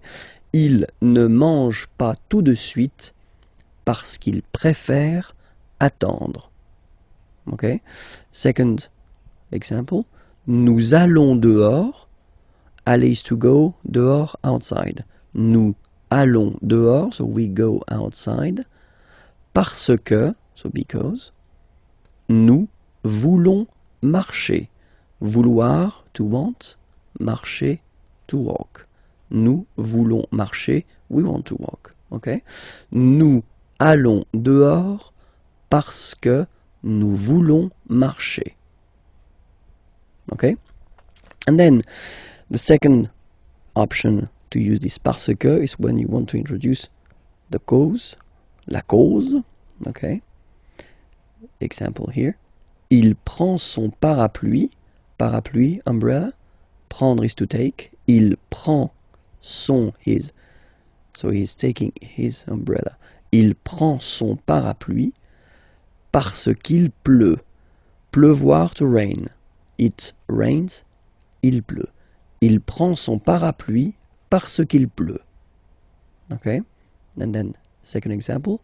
Il appelle le garagiste parce que sa voiture ne démarre pas. Okay? Appeler is to call. Garagiste is this nice person that will fix your car if it's broken or if it doesn't start, like in this example. Okay? Parce que sa voiture, voiture is car, sa voiture, possessive, his car, and then ne pas, so you get the negative form here, and démarrer is to start. Il appelle le garagiste parce que sa voiture ne démarre pas. So because his car doesn't start. Okay? Il appelle le garagiste parce que sa voiture ne démarre pas. All right, so you can see the two main way of using this parce que. So the first one, the reason. In that case, well, it's something that refers to the person. Okay, actually, in that case, he doesn't eat because he prefers to wait, and then we go outside because we want. Okay, and then the second possibility, when you talking about la cause, in that case, something that doesn't really, it's not the results of what someone is doing, but it's raining in that case, and then the car doesn't start. It doesn't really, it's not the result of the action of someone. Okay, so that's the two main use of parce que. Then we'll work on le Moyen-Orient, the Middle East. Okay, let's start. Le Moyen-Orient. So it's interesting here because normally if you would have only this word here, you would pronounce it moyen, moyen, okay? But then as you get this vowel after, okay, you get to make the liaison between the two, le Moyen-Orient, Moyen-Orient, okay? Let's start now. Israël, Israël, la Palestine, la Palestine, le Liban, le Liban, la Jordanie, la Jordanie. Okay, so let's repeat them one more time. Le Moyen-Orient, Israël, la Palestine, le Liban, la Jordanie. Okay, and now we'll see the nationalities. Okay, so Israel, and then I will put the masculine form here and the feminine form here. Israélien, Israélien, so masculine form and then feminine form. Israélienne, Israélienne, okay, yen, yen, okay, and then Palestinien, Palestinien, feminine form, Palestinienne, Palestinienne.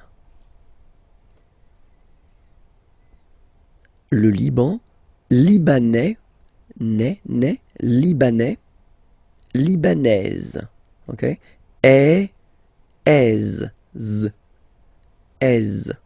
Libanais, Libanaise. And then Jordanie, Jordanien, Jordanienne, okay, yen, Jordanien, Jordanienne. Okay, so let's see them one more time. Israël, Israélien, Israélienne. La Palestine, Palestinien, Palestinienne. Le Liban, Libanais, Libanaise. La Jordanie, Jordanien, Jordanienne. L'extrême-orient, so Far East. L'extrême-orient, so let's discover that together. So Far East in French we will say l'extrême-orient. L'extrême-orient. Le Japon. Le Japon. La Chine. La Chine. La Chine. L'Inde. So remember you get this nasal here form. I-N-1. L'Inde.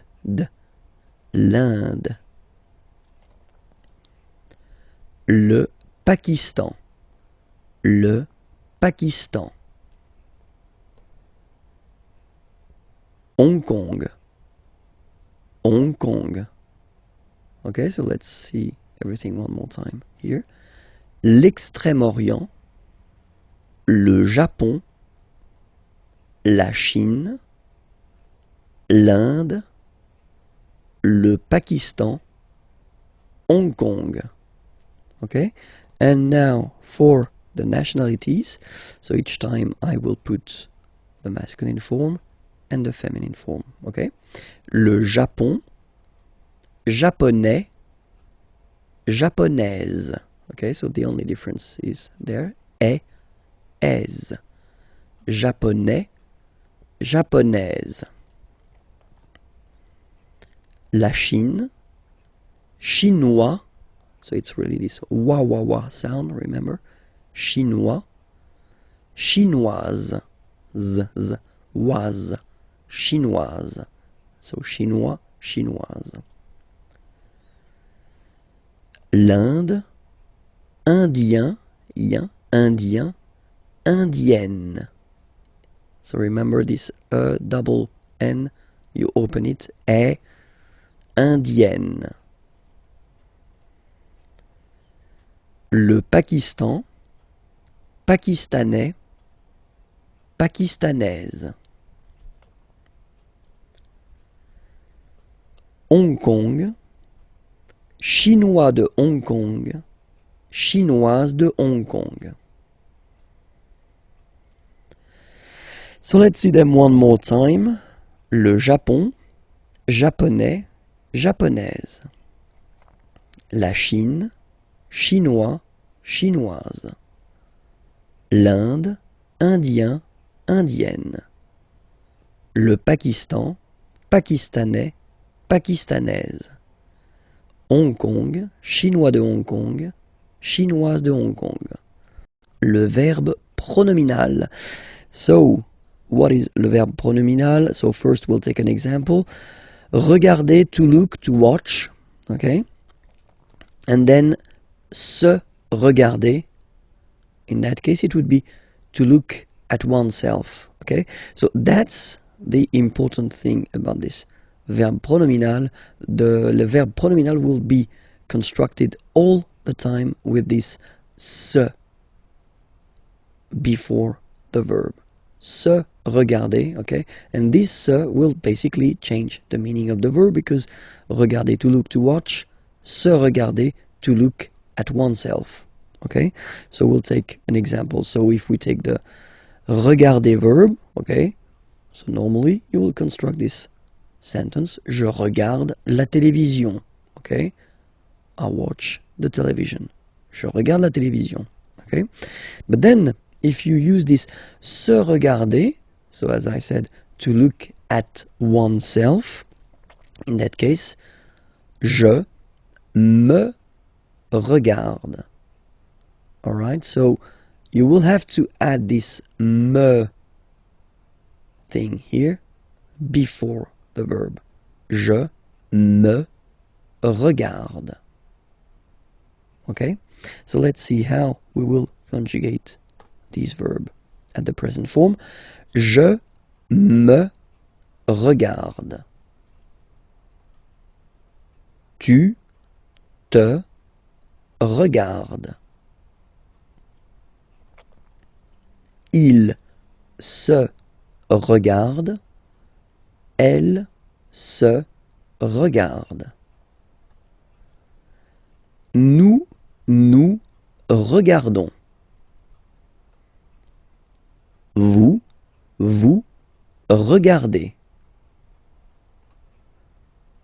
Il se regarde. Elle se regarde. So now you can see that you've got to add this me, te, se, nous, vous, se before the verb when you conjugate it. Okay? Let's take another example. Appeler, to call. Okay? And then the important thing in that case is that, as usual, you know, appeler is starting with a vowel. A here. And it does mean that, as usual in French, normally we should have this se, but then e will disappear and it will look like that. S'appeler. So appeler, to call, and then s'appeler, to call oneself. Okay, so let's see how we will conjugate this verb. Je m'appelle. So same thing here, the that we had previously disappeared. Je m'appelle. So remember, that's normally the verb that you use when you introduce yourself, like I call myself, so my name is, of course, but then in French it's like I call myself. Okay, je m'appelle. Tu t'appelles. Tu t'appelles. Il s'appelle. Elle s'appelle. Nous nous appelons. Okay, so I will make the liaison. Nous nous appelons. Vous vous appelez. Il s'appelle. Elle s'appelle. Sorry. So if you look carefully here as well, so you will have to add this m, t, s, okay, and then nous, vous, s, okay. So remember, it's just because the verb is starting with a vowel. It would be the same if the verb would start with the letter h plus a vowel, because we don't pronounce h, so that's the reason why. My God, I'm losing my voice. Let's hope I will finish. Be careful, because in some cases when you will add this se in front of the verb, then le sens, so the meaning of the verb, will change. So I will put a few examples here. Trouver is to find, okay, and then se trouver means to be, être. Okay, trouver, to find, but then se trouver is to be, être. Passer, to pass. Se passer, avoir lieu, so to take place. Se passer, to take place. Passer, to pass. Okay? And then mettre, to put. Se mettre, well, it's to start. Commencer, to start something. Okay? So remember, trouver, to find. Se trouver, être, so to be. Passer, to pass. Se passer, avoir lieu, to take place. Mettre, to put. Se mettre, commencer, to start something. Le futur proche, so basically if you want to translate it directly, it would be the near future. So what is le futur proche exactly? It's the possibility that we have in French and in other languages to construct basically a future with aller at the present form, followed by the infinitive, so the basic form of the verb. Okay, so like in English you would say I am going to travel, for instance. In French we would say je vais voyager. Okay, so remember, first aller, that you conjugate at the present form, and then you will put your verb at the infinitive form. Okay, so first, of course, we did introduce the verb aller and the way to conjugate it, but still I think that it is really important to see how it goes. So we will see one more time the conjugation of aller at the present form. Okay, first person here, je vais. Remember, final S not pronounced. Je vais. Okay, tu vas. Same thing here, final S not pronounced. Tu vas. Il, elle va. Nous allons. Final S not pronounced, and then when you get this ON combination, you get this nasal on, really in your nose, okay? On. And then let's make this little liaison here to make it sound more beautiful. Nous allons. Nous allons. Okay? Same thing here. Vous allez. Vous allez. Alright? Remember, classic ending for vous, Z, okay? But then when you combine these two letters, you get the sound E. Okay? Allez. And then vous allez. Alright? And the last persons, ils, elles, vont. Ils vont, elles vont. Okay, remember, final T not pronounced, so you get this ON nasal here. On, vont. Okay, so let's see them one more time. Je vais, tu vas, il va, elle va, nous allons, vous allez, ils vont, elles vont. Okay, so that's the first part that we will use to construct this futur proche. Okay, and then the second part will be, well, the verb that you want to express, but at the infinitive form. So I've been writing few examples here. So the first sentence, je vais voyager. Voyager means to travel. Avec, with, ma famille, my family. Je vais voyager avec ma famille. Okay? So, quite simple way to construct a future form. Tu vas chercher. Chercher means to search. Une nouvelle maison. Okay? Une nouvelle. Nouvelle, it's the feminine form of the adjective nouveau, new.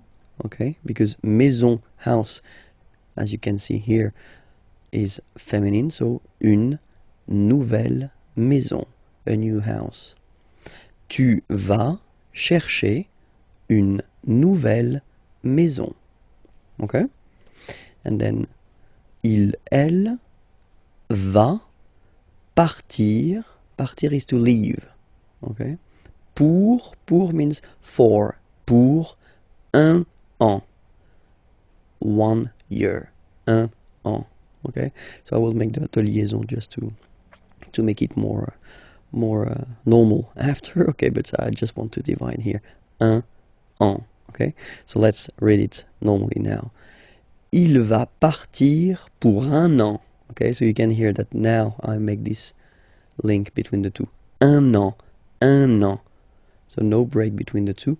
Un an. Okay. Il va partir pour un an.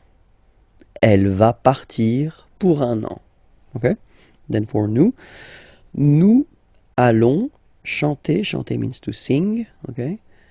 Cette chanson. So remember, cette feminine form of ce, this. Okay? Chanson, song. And as chanson is feminine, so you should put this form here at the feminine. This. Okay? Nous allons chanter cette chanson. Nous allons chanter cette chanson. And then for vous, vous allez adorer. So adorer, to adore, to love a lot. Ce film. Okay, so you see now this. Okay, but then it's the masculine form because film here is masculine. Ce film, this movie. Okay? Vous allez adorer ce film.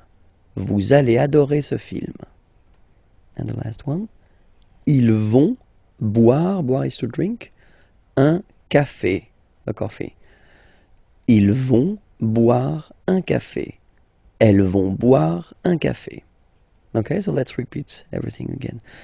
Je vais voyager avec ma famille. Tu vas chercher une nouvelle maison. Il va partir pour un an. Elle va partir pour un an. Nous allons chanter cette chanson. Vous allez adorer ce film. Ils vont boire un café. Elles vont boire un café. Bonjour à tous, hi everyone and welcome to Learn French with Vincent. This is Unité 4, leçon B. And in this lesson, we'll try to work on le genre des mots, so the gender of the words, because normally that's something a bit difficult for students to know or to remember the gender of the words. So normally what I tell them is to try to memorize, try to remember the gender when they discover or when they see a new word. But I know it's not easy. Okay, so In this lesson, we'll try to see actually a few endings that give you some useful tips, and well, we'll focus only on the feminine words, and we'll start right now. Sorry. So when you see words that are ending with this ion, so you can be almost. This is quite important. Never say always when you talk about French language, because you always find some exceptions. Okay, so I won't say always. I will say in most of the cases. Okay, when they end with ion. Okay, in most of the cases they will be feminine. Okay, so for instance here, la libération, or then la nation. Okay. Other ending is t. So when a word is finishing or ending with t, like that, la rapidité. Rapidité means speed, and then la santé, health. Okay. In this case, you can be almost sure that these words will be feminine. Okay. When they're ending with ure, ur. Okay. La peinture, paint. La voiture, car. Okay, so they are feminine. And then when they're ending with s, like that, s, so for instance, la politesse, la vitesse. Vitesse means speed. Okay, so these words are feminine, and these endings are classical ending for feminine form. Okay, so let's see them one more time. La libération, la nation, la rapidité, la santé, la peinture, la voiture, la politesse, la vitesse. Okay, so let's see a few more. So still for the feminine form. So when you will have a word ending with this double T, et, okay, for instance, la chaussette, la roulette, so they will be feminine. Okay, chaussette means sock, and then roulette, well, it's the same, the thing you will find in casinos. And then when they're ending with ie, like here, okay, so basically you don't pronounce the okay, so it will be only the sound i. Okay, for instance, la vie, life. Okay, la partie, the part. Okay, so they will be feminine as well. Okay, and then words ending with accent aigu, and then here. Okay, remember this final is not pronounced, so you will have this e. Remember, accent aigu, it's e sound. Okay, la poupée, the doll. L'arrivée, the arrival. Okay, la poupée, l'arrivée. So feminine as well. In that case, remember that normally it should be la arrivée, but as arrivée, as usual, you know, start with a vowel, then a is disappearing, and then you just put this apostrophe. Okay, and then words ending with ud, like that, ude, ud, okay, are normally, in most of the cases, feminine. La gratitude, well, if my understanding is correct, is exactly the same in English. La gratitude, and then same thing here, latitude. Latitude. Okay, so let's repeat them one more time.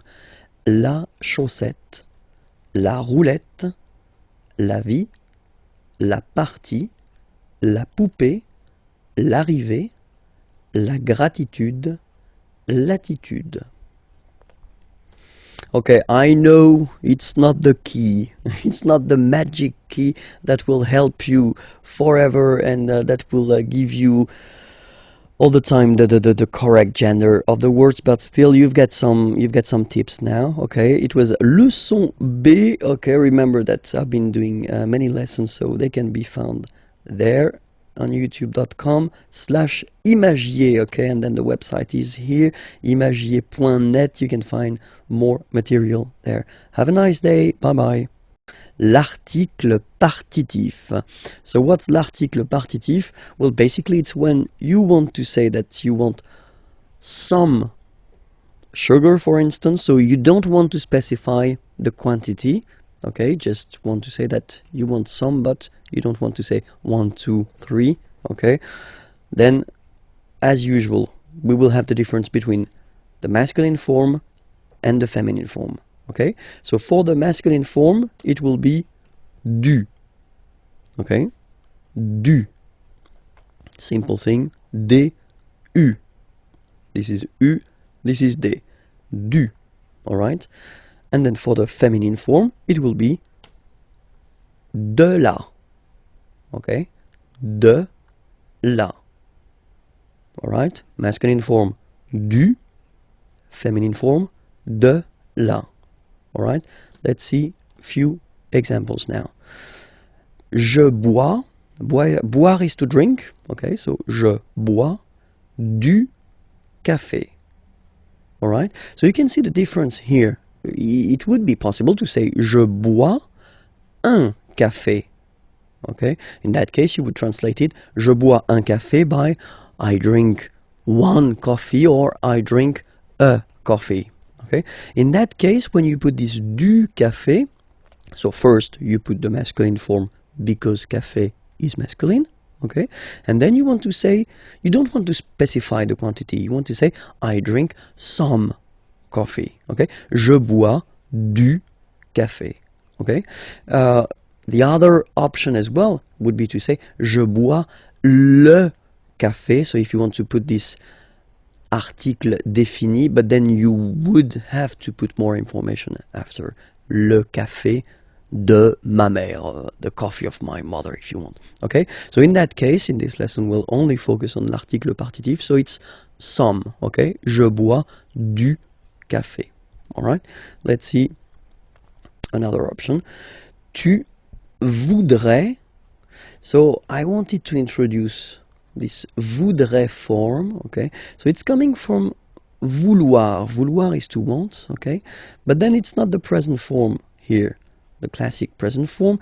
It's the conditionnel form. Okay, so it's the polite form that normally we should use. So I would like to have, you know, you don't say tu veux, you don't say you want, because it is too strong and too direct. So normally we tend to use this conditionnel form. So tu voudrais, you would like to have, and then salade, okay, and it's feminine, so you should put the feminine form of this partitif, so de la salade, so some salad, okay. Tu voudrais de la salade. All right. Let's see another example here. Nous mangeons. So manger is to eat, okay, and that's the form for nous, okay. Nous mangeons du gâteau. Gâteau is cake, okay, and it's masculine, so du gâteau. We eat some cake. Vous voulez. Okay, so vouloir again. All right, to want. Okay, but here it's the present form. Okay, do you want? Vous voulez du fromage, cheese. Du fromage, so some cheese. And it's a question. Vous voulez du fromage? Okay, and the last example here. So I've been putting this il y a. We'll see that a bit later in this unit, but it will come. Il y a means there is. Okay, il y a, there is. Okay, il y a de la neige. Neige is snow. Okay, par terre, on the ground. Par terre. So there is snow on the ground. Il y a de la neige par terre. Okay, so let's repeat all these sentences. The first one, je bois du café. Second one, tu voudrais de la salade. Nous mangeons du gâteau. Vous voulez du fromage? It's a question, so I've been insisting a little bit too much maybe. Let's do it one more time. Vous voulez du fromage? And the last one, il y a de la neige par terre. Pourquoi? Why? Pourquoi? Why? Okay? So, if you ask a question with pourquoi? Why? Normally, the answer that you will have will start with whether parce que, because, okay? Or then pour plus one verb at the infinitive form, so the basic form, okay? So whether parce que, and then you just start a sentence, or then pour plus a verb at the infinitive form, okay? Let's see now some examples. First question, pourquoi es-tu ici? Pourquoi es-tu ici? Okay? Ici means here. Es-tu, are you? Why are you here? Pourquoi es-tu ici? So the first answer, parce que, so because, je suis invité, I am invited, by Nicolas. Because I am invited by Nicolas. Parce que je suis invité par Nicolas. Okay, so normally when you start with the parce que, so you want to express the reason why, okay? Parce que je suis invité par Nicolas. Alright? And then, other option would be pour passer la soirée. So in that case, passer should be translated like spend, okay? Pour, to spend, pour passer la soirée, the evening, avec, with, vous, you. Pour passer la soirée avec vous, to spend the evening with you. And in that case, when you will start your answer with pour, okay, so you will express what will you will do after that, okay? Pour passer la soirée avec vous, okay? And in that case, parce que, you want to introduce the reason why, okay? So that's the way we will construct answers when you will ask a question with pourquoi, okay? Où est le cube? Where is the cube? Où est le cube? Okay, so let's see that together. So here, first situation, here, okay, so this is le cube and this is le cylindre, okay, so just to make it clear, because that's the things we'll use to introduce, well, the prepositions. Le cube est sur le cylindre. So you can see it's on, okay, so sur le cylindre, okay, and there is contact here, okay, it's quite important. Second option, same thing, but it's basically under here. Le cube est sous le cylindre, okay, le cube est sous le cylindre. Don't pronounce the final S, and then this OU combination of vowels is pronounced OU, okay? Sous, sous. Le cube est sous le cylindre. Alright?